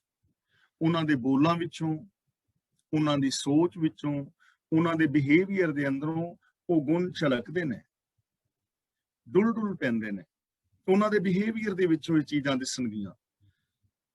ਤੇ ਜੇ ਕਿਸੇ ਦੇ ਬਿਹੇਵੀਅਰ ਵਿੱਚੋਂ ਇਹ ਚੀਜ਼ਾਂ ਨਹੀਂ ਦਿਸ ਰਹੀਆਂ, ਸੱਚ, ਸੰਤੋਖ, ਦਇਆ, ਪ੍ਰੇਮ ਵਗੈਰਾ, ਤੇ ਜੇ ਉਹ ਕਹੇ ਕਿ ਮੈਂ ਰੱਬ ਨਾਲ ਪਿਆਰ ਕਰਨਾ, ਤਾਂ ਫਿਰ ਉਹ ਧੋਖਾ ਹੈ, ਉਹ ਡਰਾਮਾ ਹੈ। ਡਰਾਮਾ ਜਿੰਨਾ ਮਰਜ਼ੀ ਬੰਦਾ ਕਰੀ ਜਾਏ, ਡਰਾਮੇ ਦੀ ਕੀ ਹੈ? ਜਿੰਨਾ ਮਰਜ਼ੀ ਕਰੀ ਜਾਓ। ਝੂਠ ਬੋਲਣਾ ਨਾ ਜਿੰਨਾ ਮਰਜ਼ੀ ਕੋਈ ਬੋਲ ਲਵੇ, ਬੈਨ ਥੋੜਾ ਹੈ। ਕੋਈ ਵੀ ਕੁਝ ਕਹਿ ਸਕਦਾ ਹੈ ਜੀ ਮੈਂ ਰੱਬ ਦੀ ਪ੍ਰਾਪਤੀ ਕਰ ਲਈ ਹੈ, ਮੈਂ ਰੱਬ ਨਾਲ ਪਿਆਰ ਕਰਦਾ, ਜਾਂ ਮੈਂ ਧਰਮੀ ਹਾਂ, ਜਾਂ ਮੈਂ ਧਰਮ ਅਨੁਸਾਰ ਜ਼ਿੰਦਗੀ ਜੀ ਰਿਹਾ। ਕਹਿਣ ਨਾਲ ਕੋਈ ਫਰਕ ਨਹੀਂ ਪੈਂਦਾ, ਪਰ ਵਿਹਾਰ ਦੇ ਵਿੱਚੋਂ ਵੀ ਦਿਸਣਾ ਚਾਹੀਦਾ ਨਾ। ਤਾਂ ਉਹ ਜੋ ਰੱਬੀ ਗੁਣਾਂ ਦੇ ਨਾਲ ਪ੍ਰੀਤ ਪਾਉਂਦੇ ਨੇ, ਉਹ ਫਿਰ ਸੱਚੇ ਗੁਣਾਂ ਨੂੰ ਗਾਉਂਦੇ ਨੇ। ਭਾਵ ਸੱਚੇ ਗੁਣਾਂ ਨੂੰ ਆਪਣੇ ਜੀਵਨ ਵਿੱਚ ਇੰਪਲੀਮੈਂਟ ਕਰ। ਨਾਨਕ ਸਰਣ ਦੁਆਰ ਜੇ ਤੁਧ ਭਾਵਹੀ। ਭਾਵਹੀ ਦਾ ਮਤਲਬ ਚੰਗੇ ਲੱਗਣ, ਦੁਆਰ ਦਾ ਮਤਲਬ ਦਰ ਤੇ। ਇਸ ਲਈ ਗੁਰੂ ਜੀ ਕਹਿੰਦੇ ਨੇ ਕਿ ਰੱਬ ਅੱਗੇ ਅਰਦਾਸ ਕਰਕੇ, ਹੇ ਪ੍ਰਭੂ, ਜੇ ਤੈਨੂੰ ਚੰਗੇ ਲੱਗਣ ਤਾਂ ਜੀਵ ਤੇਰੇ ਦਰ ਤੇ, ਤੇਰੀ ਸ਼ਰਨ ਤੇ ਆਉਂਦੇ ਨੇ। ਭਾਵ ਕਿ ਜੋ ਤੇਰੀ ਸ਼ਰਨ ਵਿੱਚ ਆਉਂਦੇ ਨੇ ਉਹ ਤੈਨੂੰ ਚੰਗੇ ਲੱਗਦੇ ਨੇ, ਔਰ ਜੋ ਤੈਨੂੰ ਚੰਗੇ ਲੱਗਦੇ ਨੇ ਉਹ ਤੇਰੀ ਸ਼ਰਨ ਵਿੱਚ ਆ ਜਾਂਦੇ ਨੇ, ਯਾਨੀ ਇੰਟਰ ਰਿਲੇਟਡ ਨੇ। ਤਾਂ ਜੋ ਪ੍ਰਭੂ ਦੀ ਸ਼ਰਨ ਵਿੱਚ ਆ ਜਾਣਗੇ ਨਾ, ਉਹ ਉਸ ਪ੍ਰਭੂ ਨੂੰ ਵੀ ਪਿਆਰੇ ਲੱਗਣਗੇ, ਉਹ ਸੰਸਾਰ ਦੇ ਹਰ ਮਨੁੱਖ ਨੂੰ ਪਿਆਰੇ ਔਰ ਚੰਗੇ ਲੱਗਣਗੇ। ਸ਼ਰਨ ਦੁਆਰ ਜੋ ਤੇਰੇ ਦਰ ਦੀ ਸ਼ਰਨ ਲੈਂਦੇ ਨੇ। ਸ਼ਰਨ ਲੈਣ ਦਾ ਮਤਲਬ ਸਰੈਂਡਰ ਹੋ ਜਾਣਾ, ਆਪਣੀ ਮੱਤ ਨੂੰ ਛੱਡ ਕੇ ਗੁਰੂ ਦੀ ਮੱਤ ਦੇ ਧਾਰਨੀ ਹੋ ਜਾਣਾ, ਅਵਗੁਣਾਂ ਨੂੰ ਛੱਡ ਕੇ ਗੁਣਾਂ ਦੇ ਧਾਰਨੀ ਹੋਣਾ। ਉਹ ਇਨਸਾਨ ਤੈਨੂੰ ਭਾਉਂਦੇ ਨੇ, ਉਹ ਤੈਨੂੰ ਪਿਆਰੇ ਲੱਗਦੇ। ਪੌੜੀ। ਜੰਮਣ ਮਰਨ ਨਾ ਤਿਨ ਕਉ, ਜੋ ਹਰ ਲੜ ਲਾਗੇ। ਜੰਮਣ ਮਰਨ, ਕਦੇ ਜੰਮਣਾ ਕਦੇ ਮਰਨਾ। ਹੁਣ ਸਵੇਰ ਤੋਂ ਲੈ ਕੇ ਕਿੰਨੀ ਵਾਰੀ ਬੰਦਾ ਇਹਦੇ ਅੰਦਰ ਪਸ਼ੂ ਬਿਰਤੀਆਂ ਜੰਮਦੀਆਂ ਨੇ ਔਰ ਪਸ਼ੂ ਬਿਰਤੀਆਂ ਪੈਦਾ ਹੁੰਦੀਆਂ ਨੇ, ਮਰਦੀਆਂ ਨੇ। ਮੰਨ ਲਓ ਹੁਣ ਮੈਂ ਇੱਥੇ ਬੈਠਾ ਹਾਂ, ਮੇਰੇ ਮਨ ਦੇ ਅੰਦਰ ਲਾਲਚ ਪੈਦਾ ਹੋਇਆ ਤੇ ਲਾਲਚ ਕਰਕੇ ਕਿਸੇ ਦਾ ਮੈਂ 150 ਪੌਂਡ ਚੁੱਕ ਲਿਆ, ਤਾਂ ਮੇਰੇ ਅੰਦਰ ਕੀ ਪੈਦਾ ਹੋਇਆ? ਲਾਲਚ ਪੈਦਾ ਹੋਇਆ ਨਾ। ਤੇ ਲਾਲਚ ਹੈ ਕੁੱਤੇ ਵਾਲਾ ਸੁਭਾਅ। ਲੋਭ ਲਹਿਰ ਸਭ ਸਵਾਨ ਹਲਕ ਹੈ, ਹਲਕਿਓ ਸਭੇ ਬਿਗਾਰੇ। ਮੇਰੇ ਅੰਦਰ ਕੁੱਤਾ ਜੰਮ ਪਿਆ ਤੇ ਮੇਰਾ ਲਾਲਚ ਪੂਰਾ ਹੋਇਆ। ਲਾਲਚ ਹਾਲੇ ਪੂਰਾ ਹੋਇਆ ਹੀ ਹੈ, ਸ਼ਾਂਤ ਹੋਇਆ ਹੀ ਥੋੜਾ। ਮੈਂ ਕਿਸੇ ਦਾ ਹੱਕ ਖਾਧਾ ਹੈ ਤੇ ਨਾਲ ਹੀ ਮੈਨੂੰ ਕਿਸੇ ਨੇ ਕੁਝ ਬੁਲਾਇਆ ਤੇ ਮੈਂ ਹੰਕਾਰ ਦੇ ਨਾਲ ਆਫਰ ਗਿਆ, ਤਾਂ ਮੇਰੇ ਅੰਦਰ ਹੰਕਾਰ ਪੈਦਾ ਹੋ ਗਿਆ। ਲਾਲਚ ਮਰਿਆ, ਹੰਕਾਰ ਪੈਦਾ ਹੋ ਗਿਆ, ਹਾਥੀ ਪੈਦਾ ਹੋ ਗਿਆ। ਹੰਕਾਰ ਥੋੜਾ ਜਿਹਾ ਸ਼ਾਂਤ ਹੋਇਆ, ਮੈਨੂੰ ਕਿਸੇ ਨੇ ਰਾਹ ਪੁੱਛ ਲਿਆ ਤੇ ਮੈਂ ਨਾਲ ਹੀ ਪੈ ਗਿਆ ਟੁੱਟ ਕੇ, ਮੈਂ ਤੇਰੇ ਪਿਓ ਦਾ ਨੌਕਰ ਲੱਗਾ ਰਾਹ ਦੱਸਣ ਲਈ। ਮੇਰੇ ਅੰਦਰ ਸੱਪ ਪੈਦਾ ਹੋ ਗਿਆ। ਤਾਂ ਕਿਵੇਂ ਸਵੇਰ ਤੋਂ ਲੈ ਕੇ ਬੰਦਾ ਜੰਮਦਾ ਔਰ ਮਰਦਾ ਰਹਿੰਦਾ ਹੈ, 15 ਵਾਰੀ ਮਰਦਾ ਹੈ ਤੇ 17 ਵਾਰੀ ਜੰਮਦਾ ਹੈ। ਪਸ਼ੂ ਬਿਰਤੀਆਂ। ਜੰਮਣ ਮਰਨ ਪਸ਼ੂ ਬਿਰਤੀਆਂ। ਜੰਮਣ ਮਰਨ ਨਾ ਤਿਨ ਕੋ। ਉਹਨਾਂ ਲੋਕਾਂ ਦੇ ਅੰਦਰ ਪਸ਼ੂ ਬਿਰਤੀਆਂ ਨਹੀਂ ਪੈਦਾ ਹੁੰਦੀਆਂ ਜੋ ਹਰ ਲੜ ਲਾਗੇ, ਜੋ ਪ੍ਰਭੂ ਦੇ ਲੜ ਲੱਗ ਗਏ ਨੇ, ਜੋ ਪ੍ਰਭੂ ਦੇ ਸ਼ਰਨ ਵਿੱਚ ਆ ਗਏ ਨੇ, ਜਿਨ੍ਹਾਂ ਨੇ ਰੱਬੀ ਗੁਣਾਂ ਨੂੰ ਧਾਰਨ ਕਰ ਲਿਆ ਹੈ, ਜੋ ਰੱਬੀ ਰਜਾ ਵਿੱਚ ਤੁਰਦੇ ਨੇ। ਉਹਨਾਂ ਦੇ ਅੰਦਰ ਫਿਰ ਪਸ਼ੂ ਬਿਰਤੀਆਂ ਪੈਦਾ ਨਹੀਂ ਹੁੰਦੀਆਂ। ਉਹ ਨਿਰੋਲ ਇਨਸਾਨੀਅਤ ਵਾਲੀ ਜ਼ਿੰਦਗੀ ਜੀਂਦੇ ਨੇ, ਉਹ ਕਦੇ ਮਰਦੇ ਨਹੀਂ, ਉਹ ਹਮੇਸ਼ਾ ਜਿਉਂਦੇ ਨੇ। ਸੋ ਜੀਵਿਆ ਜਿਸ ਮਨ ਵਸਿਆ ਸੋਏ। ਤਾਂ ਜੋ ਪ੍ਰਭੂ ਦੇ ਲੜ ਲੱਗ ਜਾਂਦੇ ਨੇ, ਮੀਨਸ ਜੋ ਰੱਬੀ ਗੁਣਾਂ ਦੇ ਧਾਰਨੀ ਨੇ, ਰੱਬੀ ਰਜਾ ਵਿੱਚ ਜੋ ਜ਼ਿੰਦਗੀ ਜੀਂਦੇ ਨੇ, ਉਹਨਾਂ ਅੰਦਰ ਪਸ਼ੂ ਬਿਰਤੀਆਂ ਪੈਦਾ ਨਹੀਂ ਹੁੰਦੀਆਂ। ਜੀਵਤ ਸੇ ਪ੍ਰਵਾਨ ਹੋਏ, ਹਰ ਕੀਰਤਨ ਜਾਗੇ। ਕੀਰਤਨ ਦਾ ਮਤਲਬ ਕੀਰਤਨ ਵਿੱਚ, ਕੀਰਤਨ ਰਾਹੀਂ, ਤੇ ਕੀਰਤਨ ਦਾ ਮਤਲਬ ਇੱਥੇ ਹੈ ਸਿਫਤ ਸਲਾਹ, ਰੱਬ ਦੇ ਗੁਣ ਗਾਣੇ। ਜੀਵਤ ਦਾ ਮਤਲਬ ਜਿਉਂਦਿਆਂ ਹੀ, ਪ੍ਰਵਾਨ ਹੋਏ ਦਾ ਮਤਲਬ ਪ੍ਰਵਾਨ ਹੋ ਗਏ, ਰੱਬੀ ਦਰ ਤੇ ਪ੍ਰਵਾਨ ਹੋ ਗਏ। ਉਹ ਇਸੇ ਜੀਵਨ ਵਿੱਚ ਪ੍ਰਭੂ ਦੇ ਦਰ ਤੇ ਕਬੂਲ ਹੋ ਜਾਂਦੇ ਨੇ, ਜਿਉਂਦੇ ਜੀ, ਜੋ ਪ੍ਰਭੂ ਦੀ ਸਿਫਤ ਸਲਾਹ ਕਰਕੇ ਜਾਗ ਜਾਂਦੇ ਨੇ। ਜਾਗਣ ਦਾ ਮਤਲਬ ਇਹ ਨਹੀਂ ਕਿ ਸੌਂਦੇ ਨਹੀਂ, ਜਾਗਣ ਦਾ ਮਤਲਬ ਹੈ ਵਿਕਾਰਾਂ ਤੋਂ ਬਚ ਜਾਂਦੇ ਨੇ। ਜੋ ਪ੍ਰਭੂ ਦੀ ਸਿਫਤ ਸਲਾਹ ਕਰਕੇ ਵਿਕਾਰਾਂ ਤੋਂ ਬਚ ਜਾਂਦੇ ਨੇ, ਉਹ ਜਿਉਂਦੇ ਹੀ ਪ੍ਰਵਾਨ ਨੇ, ਮੁਕਤ ਨੇ। ਮਰਨ ਤੋਂ ਬਾਅਦ ਉਹਨਾਂ ਨੂੰ ਮੁਕਤੀ ਦਾ ਉਹਨਾਂ ਦਾ ਕੋਈ ਲੈਣਾ ਦੇਣਾ ਨਹੀਂ ਹੈ। ਉਹ ਜਿਉਂਦੇ ਹੀ ਪ੍ਰਭੂ ਦੇ ਵਿੱਚ ਲੀਨ ਹੋ ਜਾਂਦੇ ਨੇ, ਜਿਉਂਦੇ ਹੀ ਪ੍ਰਵਾਨ ਨੇ, ਐਸੇ ਜੀਵਨ ਵਿੱਚ ਪ੍ਰਵਾਨ ਨੇ। ਕੌਣ? ਹਰ ਕੀਰਤਨ ਜਾਗੇ, ਜੋ ਰੱਬ ਦੀ ਸਿਫਤ ਸਲਾਹ ਰਾਹੀਂ ਸੁਚੇਤ ਹੋ ਕੇ ਵਿਕਾਰਾਂ ਤੋਂ ਬਚ ਗਏ। ਦੇਖੋ ਕਿੰਨਾ ਸੌਖਾ ਸਾਧਨ ਹੈ ਗੁਣਾਂ ਦੇ ਧਾਰਨੀ ਹੋਣਾ, ਅਵਗੁਣਾਂ ਤੋਂ ਬਚਣਾ ਤੇ ਰੱਬ ਦੇ ਦਰ ਤੇ ਪ੍ਰਵਾਨ ਹੋ ਜਾਣਾ। ਇਹੀ ਮੁਕਤੀ ਹੈ। ਹੁਣ ਇਸ ਤੋਂ ਸੌਖਾ ਸਾਧਨ ਕੀ ਹੋ ਸਕਦਾ ਹੈ? ਇਸ ਤੋਂ ਸੌਖਾ ਸਾਧਨ ਕੀ ਹੋ ਸਕਦਾ ਹੈ? ਕੋਈ ਵੀ ਨਹੀਂ। ਤੇ ਜੇ ਕੋਈ ਇੰਨਾ ਸੌਖਾ ਸਾਧਨ ਵੀ ਨਾ ਅਪਣਾਏ ਤੇ ਸਾਰਾ ਦਿਨ ਪਸ਼ੂ ਬਿਰਤੀਆਂ ਦੇ ਵਿੱਚ ਪਿਆਰ ਹੈ, ਈਰਖਾ ਦਵੈਸ਼ ਵਿੱਚ ਜ਼ਿੰਦਗੀ ਬਿਤਾਏ, ਆਪਣੇ ਜੀਵਨ ਨੂੰ ਐਵੇਂ ਹੀ ਦੁਖੀ ਕਰੀ ਰੱਖੇ, ਔਰ ਕੱਲਾ ਆਪ ਦੁਖੀ ਨਾ ਰਹੇ, ਸਾਰੇ ਟੱਬਰ ਨੂੰ ਸੂਲੀ ਤੇ ਚਾੜਿਆ ਹੋਵੇ, ਸਾਰੇ ਸਮਾਜ ਨੂੰ ਸੂਲੀ ਤੇ ਚਾੜਿਆ ਹੋਵੇ, ਤੇ ਲਾਭ ਕੀ ਉਹਦਾ? ਇਸ ਲਈ ਉਹ ਇਨਸਾਨ ਜਿਉਂਦੇ ਹੀ ਰੱਬੀ ਦਰ ਤੇ ਪ੍ਰਵਾਨ ਨੇ, ਜੋ ਸਿਫਤ ਸਲਾਹ ਕਰਦੇ ਹੋਏ ਸੁਚੇਤ ਰਹਿੰਦੇ, ਵਿਕਾਰਾਂ ਤੋਂ ਬਚਦੇ ਨੇ। ਸਾਧ ਸੰਗ ਜਿਨ ਪਾਇਆ ਸਈ ਵਡ ਭਾਗੇ। ਹੁਣ ਇਹੋ ਜਿਹੀ ਜੋ ਜ਼ਿੰਦਗੀ ਉਹ ਮਿਲੇਗੀ ਕਿੱਥੋਂ? ਸੋਚ ਤੇ ਹੁਣ ਸਾਨੂੰ ਸਮਝ ਆ ਗਈ, ਪਰ ਇਹ ਸ਼ੁਰੂਆਤ ਕਿੱਥੋਂ ਕਰੀਏ, ਕਿਵੇਂ ਕਰੀਏ, ਕਿੱਥੋਂ ਮਿਲੇਗੀ ਜ਼ਿੰਦਗੀ?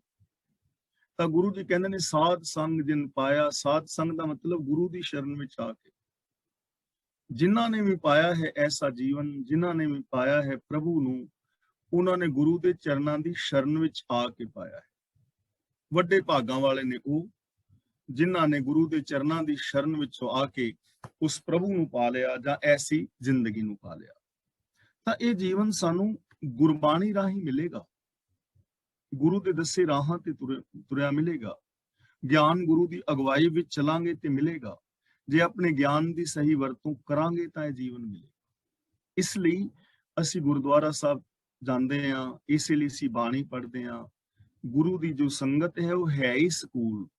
ਸਤ ਸੰਗਤ ਸਤਿਗੁਰੂ ਟਕਸਾਲ ਹੈ, ਜਿਤ ਹਰ ਗੁਣ ਸਿੱਖਾ। ਇਥੋਂ ਅਸੀਂ ਹਰੀ ਦੇ ਗੁਣ ਸਿੱਖਣੇ ਨੇ ਤੇ ਵੱਡੇ ਭਾਗਾਂ ਵਾਲੇ ਬਣ ਜਾਣਾ। ਸਾਧ ਸੰਗ ਜਿਨ ਪਾਇਆ ਸਈ ਵਡ ਭਾਗੇ, ਨਾਏ ਵਿਸਰਿਆ। ਇਹਨੂੰ ਵਿਸਰੀਏ ਨਹੀਂ ਬੋਲਣਾ, ਵਿਸਰਿਆ।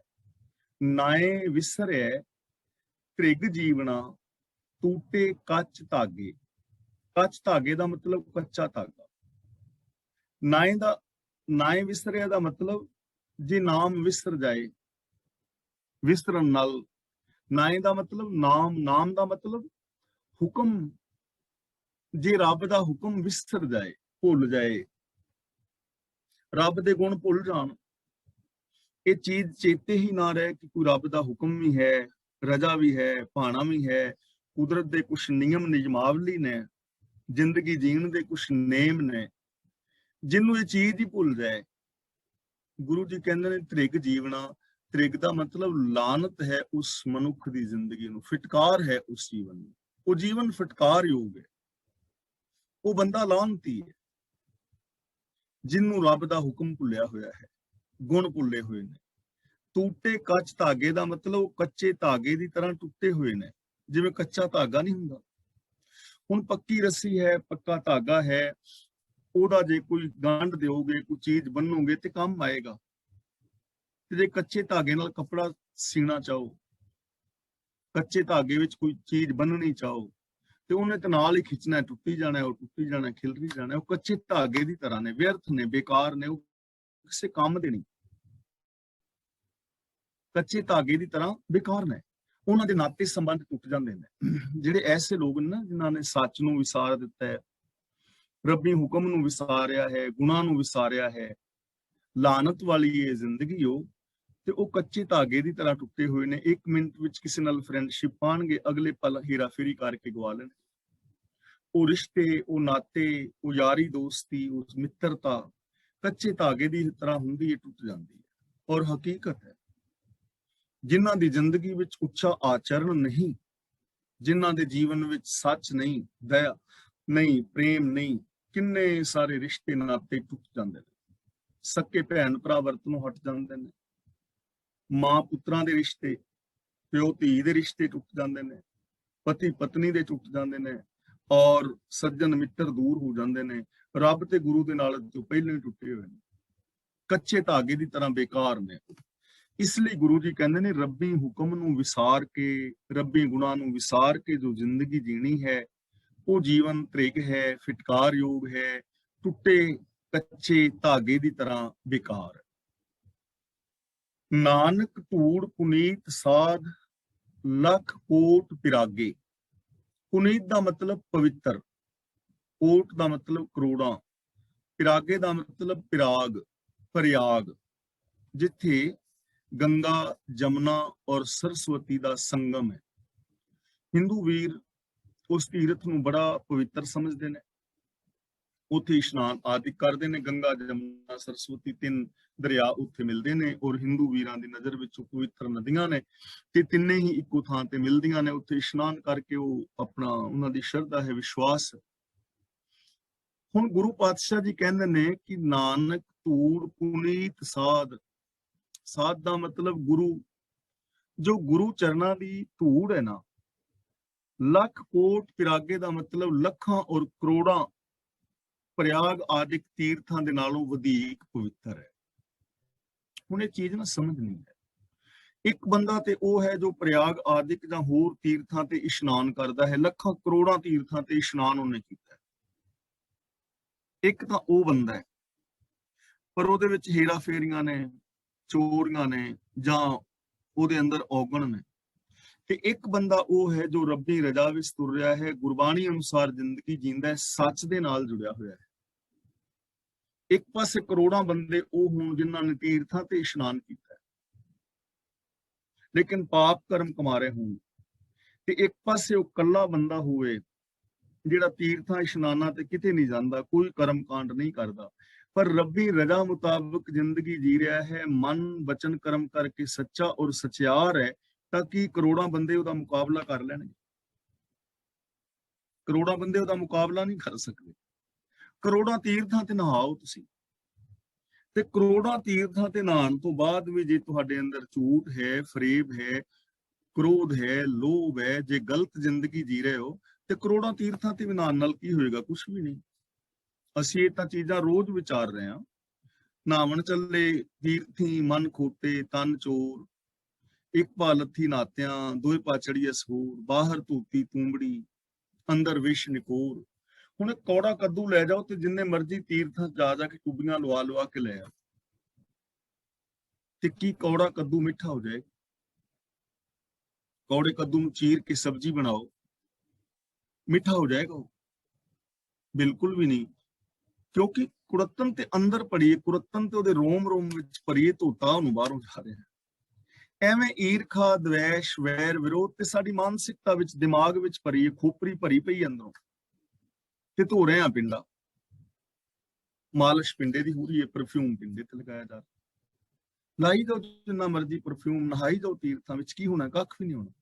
ਇਸ ਲਈ ਗੁਰੂ ਜੀ ਕਹਿੰਦੇ ਨੇ, ਜੋ ਗੁਰੂ ਦੇ ਦੱਸੇ ਰਾਹਾਂ ਤੇ ਤੁਰਦੇ ਨੇ, ਗੁਰੂ ਚਰਨਾਂ ਦੀ ਜੋ ਧੂੜ ਹੈ, ਕਰੋੜਾਂ ਪ੍ਰਯਾਗ ਇਸ਼ਨਾਨਾਂ ਦੇ ਨਾਲੋਂ ਉੱਤਮ ਔਰ ਪਵਿੱਤਰ ਹੈ। ਮੀਨਸ ਕਿ ਗੁਰੂ ਦੇ ਦੱਸੇ ਰਾਹਾਂ ਤੇ ਚੱਲ ਕੇ ਆਪਣੇ ਆਚਰਨ ਔਰ ਆਦਰਸ਼ ਨੂੰ ਉੱਚਾ ਕਰਨਾ ਹੈ। ਜੇ ਆਚਰਨ ਉੱਚਾ ਨਹੀਂ, ਆਦਰਸ਼ ਉੱਚਾ ਨਹੀਂ, ਅੰਦਰ ਇਨਸਾਨੀਅਤ ਨਹੀਂ, ਸੱਚ ਦੇ ਨਾਲ ਨਹੀਂ ਜੁੜੇ, ਰੱਬੀ ਰਜ਼ਾ ਵਿੱਚ ਨਹੀਂ ਤੁਰੇ, ਤਾਂ ਫਿਰ ਕਰੋੜਾਂ ਤੀਰਥਾਂ ਤੇ ਵੀ ਜਾਣ ਦਾ ਲਾਭ ਨਹੀਂ। ਸ਼ਲੋਕ ਮਹਿਲਾ ਪੰਜਵਾਂ। ਧਰਨ ਸੁਵੰਨੀ ਖੜ ਰਤਨ ਜੜਾਵੀ, ਹਰ ਪ੍ਰੇਮ ਪੁਰਖ ਮਨ ਮੁੱਠਾ। ਮੁੱਠਾ ਦਾ ਮਤਲਬ ਵਸਿਆ, ਧਰਨ ਦਾ ਮਤਲਬ ਹੈਗਾ ਧਰਤੀ, ਸਵੰਨੀ ਦਾ ਮਤਲਬ ਸੋਹਣੇ ਰੰਗ ਵਾਲੀ, ਸੋਹਣੇ ਰੰਗ ਵਾਲੀ ਸਵੰਨੀ, ਸੋਹਣੇ ਰੰਗ ਵਾਲੀ। ਖੜ ਦਾ ਮਤਲਬ ਫਸਲ ਵੀ ਹੈ, ਔਰ ਖੜ ਦਾ ਮਤਲਬ ਘਾਹ ਵੀ ਹੈ। ਰਤਨ ਜੜਾਵੀ, ਰਤਨ ਜੜਾਵੀ ਦਾ ਅਰਥ ਇੱਥੇ ਭਾਈ ਸਾਹਿਬ ਸਿੰਘ ਜੀ ਨੇ ਲਿਆ ਕਿ ਤਰੇਲ ਦੇ ਨਾਲ ਜੜੀ ਹੋਈ, ਜਿਵੇਂ ਰਤਨ ਜੜੇ ਹੋਣ, ਜਿਵੇਂ ਘਾਹ ਦੇ ਉੱਤੇ ਸਵੇਰੇ ਤਰੇਲ ਪਈ ਹੁੰਦੀ ਨਾ, ਬੜਾ ਸੋਹਣਾ ਲੱਗਦਾ।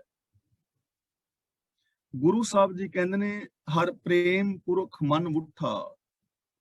ਜਿਸ ਮਨ ਦੇ ਅੰਦਰ ਪਿਆਰ ਸਰੂਪ ਰੱਬ ਵਸ ਪੈਂਦਾ ਹੈ, ਰੱਬ ਪਿਆਰ ਸਰੂਪ ਹੈ ਨਾ, ਪ੍ਰੇਮ ਪੁਰਖ ਹੈ, ਪ੍ਰੇਮ ਸਰੂਪ ਹੈ, ਲਵ ਇਜ਼ ਗੋਡ, ਪ੍ਰੇਮ ਹੀ ਪਰਮਾਤਮਾ, ਰੱਬ ਪ੍ਰੇਮ ਸਰੂਪ ਹੈ। ਜਿਹਦੇ ਮਨ ਦੇ ਅੰਦਰ ਪ੍ਰੇਮ ਸਰੂਪ ਪ੍ਰਭੂ ਵਸ ਗਿਆ, ਮਨ ਦਾ ਮਤਲਬ ਮੈਂਟੈਲਿਟੀ, ਸਾਡੀ ਸੋਚ। ਧਰਨ ਸੁਵੰਨੀ ਖੜ ਰਤਨ ਜੜਾਵੀ, ਉਹ ਮਨ, ਉਹ ਹਿਰਦਾ ਰੂਪ ਧਰਤੀ, ਉਹ ਸੋਚ ਇੰਝ ਸੋਹਣੀ ਹੋ ਜਾਂਦੀ ਹੈ ਜਿਵੇਂ ਕਿਸੇ ਸਵੇਰ ਦੇ ਸਮੇਂ ਹਰੀ ਹਰੀ ਘਾਹ ਦੇ ਉੱਤੇ ਤਰੇਲ ਪਈ ਹੁੰਦੀ ਹੈ, ਤੇ ਹਰਿਆਵਲ ਭਰੀ ਧਰਤੀ ਸੋਹਣੀ ਲੱਗਦੀ ਹੈ। ਇਸ ਤਰ੍ਹਾਂ ਉਹ ਹਿਰਦਾ ਸੋਹਣਾ ਹੋ ਜਾਂਦਾ ਹੈ, ਉਹਦੇ ਅੰਦਰ ਸ਼ੁਭ ਗੁਣਾਂ ਦੀ ਹਰਿਆਵਲ ਹੁੰਦੀ ਹੈ, ਔਰ ਉਹਦੇ ਅੰਦਰ ਸ਼ੁਭ ਗੁਣਾਂ ਦੀ ਚਮਕ ਹੁੰਦੀ ਹੈ, ਉਹਦੇ ਅੰਦਰ ਪਾਣੀ ਵਾਲੀ ਸ਼ੁੱਧਤਾ ਹੈ, ਉਹਦੇ ਅੰਦਰ ਪਾਣੀ ਵਾਲੀ ਨਿਮਰਤਾ ਹੈ, ਉਹਦੇ ਅੰਦਰ ਪਾਣੀ ਵਾਲੀ ਸ਼ਾਂਤੀ ਹੈ, ਔਰ ਉਹਦੇ ਅੰਦਰ ਵਨਸਪਤੀ ਵਾਲੀ ਹਰਿਆਵਲ ਹੈ। ਜਿਹਦੇ ਹਿਰਦੇ ਦੇ ਅੰਦਰ ਪ੍ਰੇਮ ਵਸ ਗਿਆ, ਉਹ ਧਰਤੀ, ਉਹ ਹਿਰਦਾ, ਉਹ ਸੋਚ ਸੋਹਣੀ ਹੋ ਜਾਂਦੀ ਹੈ, ਜਿਵੇਂ ਕਿ ਤਰੇਲ ਦੇ ਪੈਣ ਦੇ ਨਾਲ ਫਸਲਾਂ ਜਾਂ ਘਾਹ ਆਦਿਕ ਸੋਹਣਾ ਲੱਗਦਾ। ਸਭੇ ਕਾਜ ਸੁਹੇਲੜੇ ਥੀਏ। ਸੁਹੇਲੜੇ ਦਾ ਮਤਲਬ ਸੌਖੇ, ਸੁਖ ਦੇਣ ਵਾਲੇ। ਤੁਠਾ ਦਾ ਮਤਲਬ ਤਰੁੱਠਿਆ, ਪ੍ਰਸੰਨ ਹੋਇਆ। ਜਿਸ ਮਨੁੱਖ ਉੱਤੇ ਗੁਰੂ ਨਾਨਕ ਤਰੁੱਠਦਾ ਹੈ, ਉਹਦੇ ਸਾਰੇ ਕੰਮ ਸੌਖੇ ਹੋ ਜਾਂਦੇ। ਜਿਹਦੇ ਤੇ ਗੁਰੂ ਦੀ ਪ੍ਰਸੰਨਤਾ ਹੋਈ, ਉਹਦੇ ਸਾਰੇ ਕੰਮ ਸੌਖੇ ਸੁਹੇਲੇ ਹੋ ਜਾਂਦੇ ਨੇ, ਸੁਖ ਦੇਣ ਵਾਲੇ ਹੋ ਜਾਂਦੇ ਨੇ। ਹੁਣ ਗੁਰੂ ਦੀ ਕਿਰਪਾ ਦਾ ਮਤਲਬ ਜਿਨੇ ਗੁਰੂ ਦਾ ਗਿਆਨ ਹਾਸਲ ਕੀਤਾ ਹੈ, ਜਿਨੇ ਗੁਰੂ ਦੀ ਮੱਤ ਹਾਸਲ ਕੀਤੀ ਹੈ, ਜਿਨੇ ਆਪਣੀ ਮੱਤ ਨੂੰ ਛੱਡ ਕੇ ਗੁਰੂ ਦੇ ਦੱਸੇ ਰਾਹਾਂ ਨੂੰ ਅਪਣਾਇਆ ਹੈ, ਉਹਦੇ ਸਾਰੇ ਹੀ ਕੰਮ ਸੁਹੇਲੜੇ ਹੋ ਜਾਂਦੇ ਨੇ, ਸੁਖ ਦੇਣ ਵਾਲੇ ਹੋ ਜਾਂਦੇ ਨੇ। ਕਿਉਂਕਿ ਉਹਨੇ ਕੋਈ ਐਸਾ ਕੰਮ ਕਰਨਾ ਹੀ ਨਹੀਂ ਹੁੰਦਾ ਜਿਹਦੇ ਚ ਦੁੱਖ ਉਪਜੇ। ਮਿਸਾਲ ਵਜੋਂ ਨਸ਼ੇ ਪੀਣ ਦੇ ਨਾਲ ਸਾਡਾ ਸਰੀਰ ਖਰਾਬ ਹੁੰਦਾ ਨਾ, ਤੇ ਜਿਹਦੇ ਤੇ ਗੁਰੂ ਦੀ ਪ੍ਰਸੰਨਤਾ ਹੈ, ਜਿਨੇ ਗੁਰੂ ਦੇ ਆਸੇ ਅਨੁਸਾਰ ਜ਼ਿੰਦਗੀ ਜੀ ਰਿਹਾ ਹੈ, ਉਹਨੇ ਨਸ਼ੇ ਪੀਣੇ ਹੀ ਨਹੀਂ। ਝੂਠ ਬੋਲਣ ਨਾਲ, ਕਰੈਕਟਰਲੈਸ ਹੋਣ ਨਾਲ, ਲੱਭ ਲੋਭ ਕਰਕੇ ਸਾਡੀ ਬਦਨਾਮੀ ਵੀ ਹੁੰਦੀ ਹੈ, ਦੁੱਖ ਵੀ ਹੁੰਦਾ ਹੈ, ਅਸ਼ਾਂਤੀ ਵੀ ਹੁੰਦੀ ਹੈ, ਰਿਸ਼ਤੇ ਨਾਤੇ ਵੀ ਟੁੱਟਦੇ ਨੇ, ਦੁੱਖ ਵੀ ਪੈਦਾ ਹੁੰਦਾ ਹੈ। ਤੇ ਜੋ ਗੁਰੂ ਦੇ ਗਿਆਨ ਦਾ ਧਾਰਨੀ, ਉਹਨੇ ਕੰਮ ਕਰਨਾ ਹੀ ਨਹੀਂ। ਉਹ ਉੱਚੇ ਆਚਰਨ ਵਾਲਾ ਹੈ, ਸੱਚ ਬੋਲਣ ਵਾਲਾ ਹੈ, ਪਿਆਰ ਨਾਲ ਰਹਿਣ ਵਾਲਾ ਹੈ, ਇਮਾਨਦਾਰੀ ਨਾਲ ਜ਼ਿੰਦਗੀ ਜੀ ਰਿਹਾ ਹੈ, ਤਾਂ ਉਹਦੇ ਹਰ ਕਾਰਜ ਦੇ ਵਿੱਚੋਂ ਹੀ ਸੁੱਖ ਉਪਜੇਗਾ। ਇਸ ਲਈ ਜੇ ਅਸੀਂ ਚਾਹੁੰਦੇ ਹਾਂ ਕਿ ਸਾਡੀ ਜ਼ਿੰਦਗੀ ਦੇ ਹਰ ਕਾਰਜ ਵਿੱਚੋਂ ਸੁੱਖ ਉਪਜੇ, ਤਾਂ ਫਿਰ ਸਾਨੂੰ ਗੁਰੂ ਗਿਆਨ ਮੁਤਾਬਕ ਜ਼ਿੰਦਗੀ ਜੀਣੀ ਚਾਹੀਦੀ ਹੈ। ਸਭੇ ਕਾਜ ਸੁਹੇਲੜੇ ਥੀਏ, ਗੁਰੂ ਨਾਨਕ ਸਤਿਗੁਰ ਤੁਠਾ। ਜਿਨ੍ਹਾਂ ਤੇ ਗੁਰੂ ਨਾਨਕ ਤੁਠੇ, ਜਿਨ੍ਹਾਂ ਤੇ ਗੁਰੂ ਨੇ ਰਹਿਮਤ ਕੀਤੀ, ਗੁਰੂ ਨੇ ਗਿਆਨ ਦੀ ਦਾਤ ਦਿੱਤੀ, ਉਹਨਾਂ ਦੇ ਸਾਰੇ ਕਾਰਜ ਹੀ ਰਾਸ ਹੋ ਗਏ, ਸੌਖੇ ਹੋ ਗਏ, ਸੁਹੇਲੇ ਹੋ ਗਏ। ਮਹਿਲਾ ਪੰਜਵਾਂ। ਫਿਰਦੀ ਫਿਰਦੀ ਦਹਿ ਦਿਸਾਂ, ਜਲ ਪਰਬਤ ਬਨ ਰਾਏ। ਦਹਿ ਦਿਸਾਂ ਦਾ ਮਤਲਬ 10 ਪਾਸਿਆਂ ਵੱਲ, 10 ਪਾਸੀ। 10 ਦਿਸ਼ਾ ਕਿਹੜੀਆਂ ਨੇ? ਉੱਤਰ, ਪੂਰਬ, ਪੱਛਮ, ਦਕਸ਼ਿਣ, ਔਰ 4 ਇਹਨਾਂ ਦੇ ਕੋਨੇ, ਇੱਕ ਥੱਲੇ ਔਰ ਇੱਕ ਉੱਤੇ। 10 ਦਿਸ਼ਾ ਮਤਲਬ ਹਰ ਪਾਸੇ। ਇੱਲ ਜਿਹੜੀ ਹੈ ਨਾ, ਉੱਡਦੀ ਹੈ 10 ਦਿਸ਼ਾਵਾਂ ਵਿੱਚ। ਅਸਮਾਨ ਵਿੱਚ ਇੱਲ ਉੱਡਦੀ ਹੈ, ਫਿਰਦੀ ਫਿਰਦੀ ਰਹਿ ਦਿਸਾਂ, ਕਿ 10 ਪਾਸੀ ਜਲ ਪਰਬਤ ਬਨ ਰਾਏ। ਪਹਾੜਾਂ ਤੇ, ਵਨਸਪਤੀ ਤੇ, ਪਾਣੀ ਦੇ ਉੱਤੇ ਇੱਲ ਉੱਡਦੀ ਹੈ ਨਾ। ਥੱਲੇ ਪਾਣੀ ਦੇ ਵਿੱਚ ਛੱਪੜ ਭਰੇ ਨੇ, ਨਦੀ ਵੀ ਹੈ, ਸਮੁੰਦਰ ਵੀ ਹੈ, ਵਨਸਪਤੀ ਵੀ ਹੈ, ਪਰਬਤ ਵੀ ਨੇ, ਇੱਲ ਉੱਤੇ ਉੱਡ ਰਹੀ ਹੈ। ਲੇਕਿਨ ਜਿੱਥੇ ਡਿੱਠਾ ਮਿਰਤਕੋ, ਇੱਲ ਬਹੀਥੀ ਆਏ। ਮਿਰਤਕ ਦਾ ਮਤਲਬ ਮੁਰਦਾਰ, ਲਾਸ਼ ਕਿਸੇ ਪਸ਼ੂ ਦੀ। ਇੱਲ ਬਹੀਥੀ ਆਏ ਦਾ ਮਤਲਬ ਇੱਲ ਉੱਥੇ ਆਣ ਕੇ ਡਿੱਗ ਪੈਂਦੀ। ਸਮੁੰਦਰ ਦੇ ਕਿਨਾਰੇ ਨਹੀਂ ਉਤਰੀ, ਵਨਸਪਤੀ ਤੇ ਨਹੀਂ ਉਤਰੀ, ਪਹਾੜ ਤੇ ਨਹੀਂ ਉਤਰੀ, ਉੱਡ ਰਹੀ ਹੈ। ਉਡਾਰੀ ਬੜੀ ਉੱਚੀ ਹੈ ਤੇ ਨਜ਼ਰ ਬੜੀ ਨੀਵੀਂ ਹੈ। ਇੱਲ ਦੀ ਨਜ਼ਰ ਬਹੁਤ ਤਿੱਖੀ ਹੈ। ਜਿੱਥੇ ਉਹ ਲਾਸ਼ ਵੇਖੇਗੀ ਨਾ, ਮਰਿਆ ਹੋਇਆ ਕੋਈ ਜਾਨਵਰ, ਭਾਵੇਂ ਕੁੱਤਾ ਬਿੱਲੀ ਮਰਿਆ ਹੈ, ਵੱਡਾ ਜਾਨਵਰ ਹੈ, ਨਿੱਕਾ ਹੈ, ਸੱਪ ਹੈ, ਚੂਹਾ ਹੈ, ਜਿੱਥੇ ਉਹਨੂੰ ਲਾਸ਼ ਦਿਸੀ ਨਹੀਂ, ਮੁਰਦਾਰ ਦਿਸਿਆ ਨਹੀਂ, ਉੱਥੇ ਉਹਨੇ ਡਿੱਗ ਪੈਣਾ, ਮੁਰਦਾਰ ਖਾਣਾ। ਇੱਲ ਨੇ ਜਿੱਥੇ ਮੁਰਦਾਰ ਵੇਖਿਆ ਉੱਥੇ ਆ ਬੈਠੀ। ਇਹ ਹਾਲ ਉਸ ਮਨੁੱਖ ਦਾ ਹੈ ਜਿਹਨੇ ਪ੍ਰਭੂ ਨੂੰ ਵਿਸਾਰਿਆ ਹੈ। ਇੱਲ ਨੂੰ ਤੇ ਕੁਦਰਤ ਨੇ ਬਣਾਇਆ ਹੀ ਐਸਾ ਨਾ, ਉਹਦੀ ਇੱਕ ਮਿਸਾਲ ਲੈ ਰਹੇ। ਇਹ ਹਾਲ ਉਸ ਮਨੁੱਖ ਦਾ ਹੈ ਜਿਹਨੇ ਪ੍ਰਭੂ ਨੂੰ ਵਿਸਾਰ ਦਿੱਤਾ ਹੈ, ਜਿਹਨੇ ਸੱਚ ਨੂੰ ਵਿਸਾਰ ਦਿੱਤਾ ਹੈ। ਉਹ ਵੀ ਉੱਥੇ ਆਣ ਕੇ ਡਿੱਗੇਗਾ ਜਿੱਥੇ ਝੂਠ ਹੋਏਗਾ, ਫਰੇਬ ਹੋਏਗਾ, ਕਰੈਕਟਰ ਤੋਂ ਗਿਰਨ ਦੀ ਜਿੱਥੇ ਗੁੰਜਾਇਸ਼ ਹੋਏਗੀ, ਵਿਕਾਰਾਂ ਦੇ ਵਿੱਚ ਆਣ ਕੇ ਡਿੱਗੇਗਾ। ਇਹ ਉਹਦੀ ਬਿਰਤੀ ਹੈ। ਹੁਣ ਇੱਲ ਦੀ ਉਡਾਰੀ ਬੜੀ ਉੱਚੀ ਹੈ, ਪਰ ਨਜ਼ਰ ਬੜੀ ਨੀਵੀਂ ਹੈ। ਇਸੇ ਤਰ੍ਹਾਂ ਧਰਮ ਦੀ ਦੁਨੀਆ ਦੇ ਅੰਦਰ ਕੋਈ ਫਿਲਾਸਫੀ ਦੀਆਂ ਗੱਲਾਂ ਤਾਂ ਬਹੁਤ ਉੱਚੀਆਂ ਕਰ ਰਿਹਾ। ਫਿਲਾਸਫਰ ਹੈ ਬੜਾ ਵੱਡਾ, ਵਿਦਵਾਨ ਹੈ ਬਹੁਤ ਵੱਡਾ, ਕੱਪੜੇ ਬੜੇ ਚੰਗੇ ਪਾਏ ਨੇ, ਗੱਲਾਂ ਬਹੁਤ ਉੱਚੀਆਂ ਕਰ ਰਿਹਾ ਹੈ, ਪਰ ਡਿੱਗਦਾ ਕਿੱਥੇ ਹੈ? ਵਿਕਾਰਾਂ ਤੇ। 5 ਪੌਂਡਾਂ ਪਿੱਛੇ ਆਪਣਾ ਦੀਨ ਗੁਆ ਦਿੰਦਾ। ਪੈਸੇ ਪਿੱਛੇ ਲੋਕ ਬੇਈਮਾਨ ਹੋ ਜਾਂਦੇ ਨੇ। ਇਸੇ ਨੂੰ ਕਹਿੰਦੇ ਨੇ ਇੱਲ ਦੀ ਤਰ੍ਹਾਂ ਮੁਰਦਾਰ ਦੇ ਉੱਤੇ ਡਿੱਗਣਾ, ਵਿਸ਼ੇ ਵਿਕਾਰਾਂ ਦੇ ਉੱਤੇ ਡਿੱਗਣਾ। ਤਾਂ ਜੋ ਬਾਹਰੀ ਜ਼ਿੰਦਗੀ ਹੈ, ਬਾਹਰੀ ਗੱਲਾਂ ਨੇ, ਬਾਹਰੀ ਪਹਿਨਾਵਾ ਹੈ, ਉਹ ਜਿੰਨਾ ਮਰਜ਼ੀ ਤੁਸੀਂ ਚੰਗਾ ਬਣਾ ਲਓ, ਗੱਲਾਂ ਜਿੰਨੀਆਂ ਮਰਜ਼ੀ ਚੰਗੀਆਂ ਕਰ ਲਓ, ਜੇ ਕਰਮ ਔਰ ਕਰਤੂਤ ਚੰਗੇ ਨਹੀਂ ਹਨ ਤਾਂ ਫਿਰ ਇਹਦਾ ਕੋਈ ਲਾਭ ਨਹੀਂ। ਤਾਂ ਜੋ ਰੱਬ ਨਾਲੋਂ, ਸੱਚ ਨਾਲੋਂ, ਗੁਣਾਂ ਨਾਲੋਂ ਟੁੱਟਿਆ ਹੋਇਆ ਹੈ, ਉਹਦਾ ਹਾਲ ਇੱਲ ਵਰਗਾ ਹੁੰਦਾ ਹੈ। 4 ਚੁਫੇਰੇ ਘੁੰਮ ਘੁਮਾ ਕੇ ਡਿੱਗਣਾ ਉਹਨੇ ਕਿਤੇ ਨਾ ਕਿਤੇ ਵਿਕਾਰ ਤੇ ਹੁੰਦਾ ਹੈ। ਕੋਈ ਨਾ ਕੋਈ ਉਹਨੇ ਅਸ਼ਾਂਤੀ ਵਾਲੀ ਗੱਲ ਹੀ ਕਰਨੀ ਹੁੰਦੀ। ਪੌੜੀ। ਜਿਸ ਸਰਬ ਸੁਖਾਂ ਫਲ ਲੋੜੀਐ, ਸੋ ਸੱਚ ਕਮਾਵੋ। ਇਹਨੂੰ ਕਮਾਵੋ ਨਹੀਂ ਪੜਨਾ, ਕਮਾਵੋ। ਜੇ ਕਮਾਵੋ ਹੁੰਦਾ ਨਾ ਕਿ ਤੁਸੀਂ ਕਮਾਓ, ਫਿਰ ਇੱਥੇ ਊੜੇ ਦੀ ਜਗ੍ਹਾ ਤੇ ਹਾਹਾ ਹੋਣਾ ਸੀ ਤੇ ਥੱਲੇ ਔਂਕੜ ਲੱਗਾ ਹੋਣਾ ਸੀ, ਕਮਾਵੋ, ਤੁਸੀਂ ਕਮਾਓ।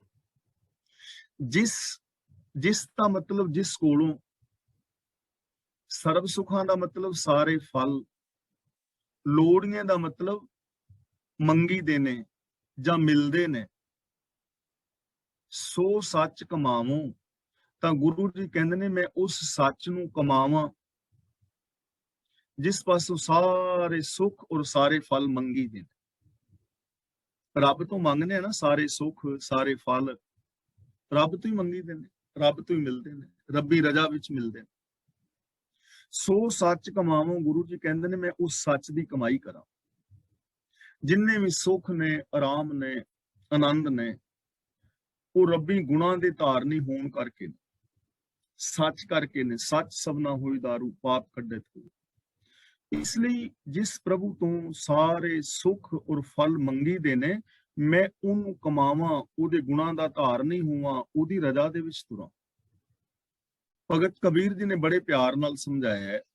ਕਹਿਣ ਲੱਗੇ ਕਬੀਰ ਕਾਮ ਪਰੇ ਹਰ ਸਿਮਰਿਐ, ਐਸਾ ਸਿਮਰੋ ਨਿਤ, ਅਮਰਾਪੁਰ ਵਾਸਾ ਕਰੋ ਹਰ ਗਿਆ ਬਹੁਰੇ ਬਿਤ। ਕਿ ਜਿਸ ਪ੍ਰਭੂ ਨੂੰ ਕੰਮ ਪੈਣ ਤੇ, ਲੋੜ ਪੈਣ ਤੇ ਯਾਦ ਕਰਦੇ ਹੋ ਕਿ ਰੱਬਾ ਮੇਰੇ ਤੇ ਕਿਰਪਾ ਕਰ, ਮੈਨੂੰ ਇਸ ਮੁਸੀਬਤ ਚੋਂ ਕੱਢ ਜਾਂ ਕੁਛ, ਜਿਹਨੂੰ ਕੰਮ ਪੈਣ ਤੇ ਯਾਦ ਕਰਨਾ ਹੈ ਉਹਨੂੰ ਹਮੇਸ਼ਾ ਹੀ ਯਾਦ ਰੱਖੋ। ਜਿਸ ਰਿਸ਼ਤੇਦਾਰ ਸੱਜਣ ਮਿੱਤਰ ਕੋਲ ਕੰਮ ਪੈਣ ਤੇ, ਲੋੜ ਪੈਣ ਤੇ ਜਾਂਦੇ ਹੋ, ਆਪਣਾ ਸੰਬੰਧ ਬਣਾਉਂਦੇ ਹੋ, ਉਹਦੇ ਨਾਲ ਹਮੇਸ਼ਾ ਹੀ ਸੰਬੰਧ ਬਣਾ ਕੇ ਰੱਖੋ।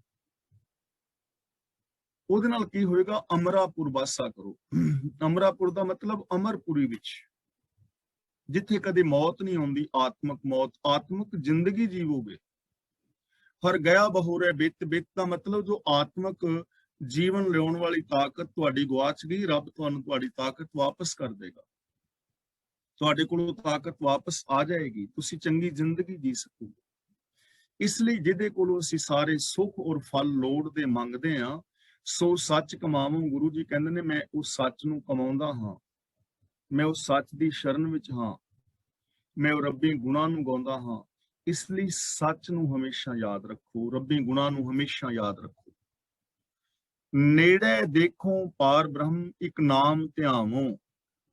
ਨੇੜੇ ਦੇਖੋ, ਇਹਨੂੰ ਦੇਖੋ ਨਹੀਂ ਪੜਨਾ, ਦੇਖੋ ਮੈਂ ਵੇਖਾਂ, ਧਿਆਵੋ ਮੈਂ ਧਿਆਵਾਂ।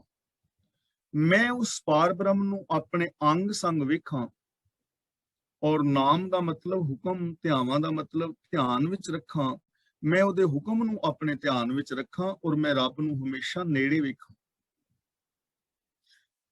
ਹੁਣ ਰੱਬ ਨੂੰ ਨੇੜੇ ਵੇਖਣਾ ਸੀ ਅੰਗ ਸੰਗ,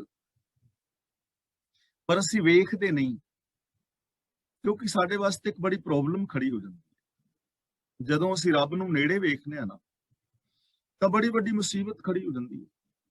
ਹੁਣ ਜੇ ਅਸੀਂ ਕਹਿੰਦੇ ਆ ਤੇ ਹੈ ਵੀ ਰੱਬ ਸਾਡੇ ਅੰਗ ਸੰਗ ਰਹੇ, ਪਰ ਜੇ ਸਾਡੇ ਰੱਬ ਅੰਗ ਸੰਗ ਰਹਿਣ ਲੱਗ ਗਿਆ ਤੇ ਮੁਸੀਬਤ ਕੌਣ ਸਹਿੜੇ? ਬੜੀ ਵੱਡੀ ਮੁਸੀਬਤ ਹੈ ਨਾ। ਮੇਰੀਆਂ ਅੱਖਾਂ ਦੇ ਨਾਲ ਰੱਬ ਹੋਵੇ, ਜੇ ਮੈਂ ਫੀਲ ਕਰਾਂ ਵੀ ਰੱਬ ਮੇਰੀਆਂ ਅੱਖਾਂ ਦੇ ਨਾਲ ਹੈ, ਤਾਂ ਫਿਰ ਕੀ ਇਹਨਾਂ ਅੱਖਾਂ ਨਾਲ ਮੈਂ ਬੇਗਾਨੀ ਔਰਤ ਨੂੰ ਮਾੜੀ ਨਜ਼ਰ ਨਾਲ ਵੇਖ ਪਾਵਾਂਗਾ? ਤੇ ਸਾਡੇ ਵਾਸਤੇ ਤੇ ਬੜੀ ਵੱਡੀ ਮੁਸੀਬਤ ਹੋ ਜਾਏਗੀ ਨਾ। ਅਸੀਂ ਤੇ ਝਾਕ ਨੂੰ ਉਡਣਾ ਹੀ ਨਹੀਂ ਹੈਗਾ। ਰੱਬ ਮੇਰੀ ਜ਼ਬਾਨ ਦੇ ਨਾਲ ਹੋਵੇ ਤਾਂ ਕੀ ਮੈਂ ਕਿਸੇ ਨੂੰ ਗਾਲਾਂ ਕੱਢਾਂਗਾ, ਈਰਖਾ ਕਰਾਂਗਾ, ਝੂਠ ਬੋਲਾਂਗਾ, ਹੰਕਾਰ ਵਾਲੇ ਬੋਲ ਬੋਲਾਂਗਾ? ਹੁਣ ਸਾਨੂੰ ਤੇ ਰੋਟੀ ਨਹੀਂ ਪਚਦੀ ਜਦ ਤੱਕ ਅਸੀਂ ਕਿਸੇ ਦੀ ਬੇਇੱਜ਼ਤੀ ਨਾ ਕਰ ਲਈਏ, ਕਿਸੇ ਨੂੰ ਨੀਵਾਂ ਨਾ ਦਿਖਾ ਲਈਏ। ਮੁਸੀਬਤ ਖੜੀ ਹੋ ਗਈ ਨਾ। ਕੰਨਾਂ ਦੇ ਨਾਲ ਮੈਂ ਰੱਬ ਨੂੰ ਵੇਖਾਂ ਵੀ ਰੱਬ ਮੇਰੇ ਕੰਨਾਂ ਨਾਲ ਬੈਠਾ ਹੈ, ਤਾਂ ਮੇਰੇ ਲਈ ਤੇ ਮੁਸੀਬਤ ਹੋ ਜਾਣੀ ਹੈ। ਫਿਰ ਮੈਂ ਤੁਹਾਡੀ ਬਦਨਾਮੀ ਕਿਵੇਂ ਸੁਣਾ? ਫਿਰ ਮੈਂ ਕਿਸੇ ਦੀ ਨਿੰਦਿਆ ਕਿਵੇਂ ਸੁਣਾ? ਮੇਰੇ ਹੱਥਾਂ ਨਾਲ ਰੱਬ ਹੈ ਤੇ ਫਿਰ ਮੈਂ ਰਿਸ਼ਵਤ ਕਿਵੇਂ ਲਵਾਂ? ਮੁਸੀਬਤ ਖੜੀ ਹੋ ਗਈ ਨਾ। ਲੋਕ ਆਪਣੇ ਲਈ ਮੁਸੀਬਤ ਨਹੀਂ ਖੜੀ ਕਰਨਾ ਚਾਹੁੰਦੇ, ਕਿਉਂਕਿ ਮਾੜੀ ਜ਼ਿੰਦਗੀ ਛੱਡਣਾ ਹੀ ਨਹੀਂ ਚਾਹੁੰਦੇ। ਮਾੜੀ ਜ਼ਿੰਦਗੀ ਛੱਡਣੀ ਪਵੇਗੀ। ਇਸ ਲਈ ਗੁਰੂ ਸਾਹਿਬ ਜੀ ਕਹਿੰਦੇ ਨੇ ਨੇੜੇ ਦੇਖੋ ਪਾਰ ਬ੍ਰਹਮ। ਮੈਂ ਪਾਰ ਬ੍ਰਹਮ ਨੂੰ ਨੇੜੇ ਦੇਖਦਾ ਹਾਂ, ਅੰਗ ਸੰਗ ਦੇਖਦਾ ਹਾਂ। ਇੱਕ ਨਾਮ ਧਿਆਵੋ, ਮੈਂ ਇੱਕ ਰੱਬ ਦੇ ਨਾਮ ਨੂੰ ਧਿਆਉਂਦਾ ਹਾਂ, ਭਾਵ ਉਹਦੇ ਹੁਕਮ ਦੇ ਵਿੱਚ ਜ਼ਿੰਦਗੀ ਜੀਂਦਾ ਹਾਂ, ਉਹਦੇ ਹੁਕਮ ਨੂੰ ਹਮੇਸ਼ਾ ਯਾਦ ਰੱਖਦਾ ਹਾਂ। ਮੇਰੇ ਚੇਤੇ ਵਿੱਚ ਰੱਬ ਦਾ ਹੁਕਮ। ਜੇ ਹੁਣ ਅਸੀਂ ਨਾਮ ਧਿਆਈਏ, ਧਿਆਈਏ ਦਾ ਮਤਲਬ ਧਿਆਨ ਵਿੱਚ ਰੱਖੀਏ, ਨਾਮ ਦਾ ਮਤਲਬ ਹੁਕਮ, ਜੇ ਸਾਡੇ ਧਿਆਨ ਦੇ ਵਿੱਚ ਹੁਕਮ ਹੋਵੇ ਤੇ ਫਿਰ ਸਾਨੂੰ ਹੁਕਮ ਵਿੱਚ ਤੁਰਨਾ ਪੈਣਾ ਨਾ। ਹੁਕਮ ਵਿੱਚ ਬੰਦਾ ਤੁਰਨਾ ਨਹੀਂ ਚਾਹੁੰਦਾ। ਤਾਂ ਗੁਰੂ ਜੀ ਕਹਿ ਰਹੇ ਨੇ ਪਿਆਰਿਓ, ਜੇ ਤੁਸੀਂ ਆਪਣੇ ਜੀਵਨ ਨੂੰ ਬਦਲਣਾ ਚਾਹੁੰਦੇ ਹੋ ਫਿਰ ਇਹ ਕੰਮ ਕਰੋ। ਸਾਰੇ ਸੁੱਖ ਜੇਕਰ ਤੁਸੀਂ ਚਾਹੁੰਦੇ ਹੋ, ਜਿਸ ਸਰਬ ਸੁੱਖਾਂ ਫਲ ਲੋੜੀਆਂ, ਦੇਖੋ ਸਾਰੇ ਸੁੱਖ ਪਾਣ ਦਾ ਸਾਧਨ ਦੱਸਦੇ ਨੇ ਪਏ ਕਿ ਸੱਚ ਕਮਾਵਾਂ ਮੈਂ, ਉਹਨੂੰ ਨੇੜੇ ਵੇਖਾਂ ਔਰ ਉਹਦੇ ਹੁਕਮ ਨੂੰ ਮੈਂ ਆਪਣੇ ਧਿਆਨ ਵਿੱਚ ਵਸਾਵਾਂ। ਇਹ ਸਾਰੇ ਸੁੱਖ ਪਾਣ ਦਾ ਸਾਧਨ ਦੱਸਦੇ ਨੇ ਪਏ। ਹੋਏ ਸਗਲ ਕੀ ਰੇਣੁਕਾ ਹਰ ਸੰਗ ਸਮਾਵੋ। ਰੇਣੂਕਾ ਦਾ ਮਤਲਬ ਚਰਨ ਧੂੜ। ਮੈਂ ਸਾਰਿਆਂ ਦੀ ਚਰਨ ਧੂੜ ਬਣਿਆ ਰਹਾ। ਚਰਨ ਧੂੜ ਦਾ ਮਤਲਬ ਮੈਂ ਸਾਰਿਆਂ ਨਾਲ ਨਿਮਰਤਾ ਨਾਲ ਬੋਲਾਂ। ਵੀਰ ਜੀ, ਭੈਣ ਜੀ ਕਰਕੇ, ਬੇਟਾ ਜੀ, ਪੁੱਤਰ ਜੀ ਕਰਕੇ, ਬਾਪੂ ਜੀ ਕਰਕੇ, ਨਿਮਰਤਾ ਨਾਲ, ਪਿਆਰ ਨਾਲ। ਤੇ ਜੇ ਅਸੀਂ ਨਿਮਰਤਾ ਦੇ ਨਾਲ ਬੋਲੀਏ ਤਾਂ ਗੁਰੂ ਜੀ ਦਾ ਪਾਵਨ ਬਚਨ ਨਾ, ਮਿੱਠਤ ਨੀਵੀਂ ਨਾਨਕਾ ਗੁਣ ਚੰਗਿਆਈਆਂ ਤਤ। ਜਿੰਨੇ ਵੀ ਗੁਣ ਨੇ, ਜਿੰਨੀਆਂ ਵੀ ਚੰਗਿਆਈਆਂ ਨੇ, ਜ਼ਿੰਦਗੀ ਦਾ ਤੱਤ ਸਾਰ ਹੈ। ਨੀਵੀਂ ਦਾ ਮਤਲਬ ਇਹ ਸਭ ਕੁਝ ਨਿਮਰਤਾ ਦੇ ਵਿੱਚ ਹੈ। ਹੋਏ ਨਿਮਾਣਾ ਜਾਗ ਰਹੋ। ਕਬੀਰ ਗਰਬ ਨਾ ਕੀਜੀਏ ਉੱਚਾ ਦੇਖ ਹਵਾਸ, ਜਾਂ ਕਿਆ ਹੈ ਨਾ ਕਿ ਹਰ ਜਨ ਐਸਾ ਚਾਹੀਏ ਹੰਕਾਰ ਤਿਆਗ। ਹਰ ਸੰਗ ਸਮਾਵੋ। ਸਮਾਵੋ ਦਾ ਮਤਲਬ ਮੈਂ ਰੱਬ ਦੇ ਵਿੱਚ ਹੀ ਸਮਾ ਜਾਵਾਂ, ਸਾਰਿਆਂ ਦੀ ਚਰਨ ਧੂੜ ਹੋ ਜਾਵਾਂ, ਸਾਰਿਆਂ ਦੇ ਨਾਲ ਨਿਮਰਤਾ ਵਾਲਾ, ਪਿਆਰ ਵਾਲਾ ਵਿਹਾਰ ਕਰਾਂ ਔਰ ਰੱਬ ਦੇ ਵਿੱਚ ਹੀ ਸਮਾ ਜਾਵਾਂ। ਦੇਖੋ ਕਿੰਨਾ ਸੌਖਾ ਸਾਧਨ ਹੈ। ਹੰਕਾਰ ਕਰਨਾ ਔਖਾ ਹੈ, ਨਿਮਰਤਾ ਦੇ ਨਾਲ ਬੋਲਣਾ ਤੇ ਹੈ ਹੀ ਸੌਖਾ ਹੈ, ਪਰ ਅਸੀਂ ਬੋਲਣਾ ਨਹੀਂ ਚਾਹੁੰਦੇ। ਰੱਬ ਦੇ ਵਿੱਚ ਸਮਾਣਾ ਕਿੰਨਾ ਸੌਖਾ ਹੈ, ਪਰ ਅਸੀਂ ਸਮਾਣਾ ਹੀ ਨਹੀਂ ਚਾਹੁੰਦੇ। ਮੈਂ ਤੁਹਾਨੂੰ ਇੱਕ ਨਿੱਕੀ ਜਿਹੀ ਗੱਲ ਸੁਣਾਈ ਸੀ ਨਾ, ਇੱਕ ਬੱਚਾ ਸੀ, ਗਰਮੀ ਦੇ ਵਿੱਚ ਪੈਰ ਸੜ ਰਹੇ ਸਨ, ਉਹ ਕੁਛ ਖਿਡੌਣੇ ਵਗੈਰਾ ਵੇਚਦਾ ਫਿਰਦਾ ਸੀ, ਪੈਰ ਸੜ ਰਹੇ ਸਨ ਗਰਮੀ ਵਿੱਚ, ਵਿਆਹੀਆਂ ਫਟੀਆਂ ਹੋਈਆਂ ਸਨ, ਬੁੱਲ ਫਟੇ ਹੋਏ ਸਨ, ਪੈਰ ਸੜ ਰਹੇ ਸਨ, ਲੂਸ ਰਹੇ ਸਨ। ਤੇ ਇੱਕ ਬੰਦਾ ਆਇਆ, ਉਸਨੇ ਉਸ ਬੱਚੇ ਨੂੰ ਦੁਕਾਨ ਤੇ ਲਿਜਾ ਕੇ ਜੁੱਤੀ ਲੈ ਕੇ ਦਿੱਤੀ। ਬੇਟਾ ਜੁੱਤੀ ਪਾ ਲੈ, ਤੇਰੇ ਪੈਰ ਸੜ ਰਹੇ ਨੇ। ਤੇ ਉਹ ਬੱਚਾ ਨਾ ਬਹੁਤ ਖੁਸ਼ ਹੋਇਆ, ਬੱਚੇ ਦੀਆਂ ਅੱਖਾਂ ਵਿੱਚ ਹੰਝੂ ਆ ਗਏ। ਕਹਿਣ ਲੱਗਾ, ਅੰਕਲ ਤੁਸੀਂ ਰੱਬ ਹੋ? ਤੂੰ ਰੱਬ ਹੈ? ਕਹਿਣ ਲੱਗਾ, ਨਹੀਂ ਬੇਟਾ, ਨਾ ਨਾ ਨਾ। ਉਹ ਬੰਦਾ ਡਰ ਗਿਆ, ਕਹਿਣ ਲੱਗਾ, ਨਾ ਤੋਬਾ ਮੇਰੇ ਖੁਦਾ ਦੀ ਬੇਟਾ, ਮੈਂ ਰੱਬ ਨਹੀਂ ਹੈਗਾ, ਮੈਂ ਤੇ ਆਮ ਬੰਦਾ ਹਾਂ।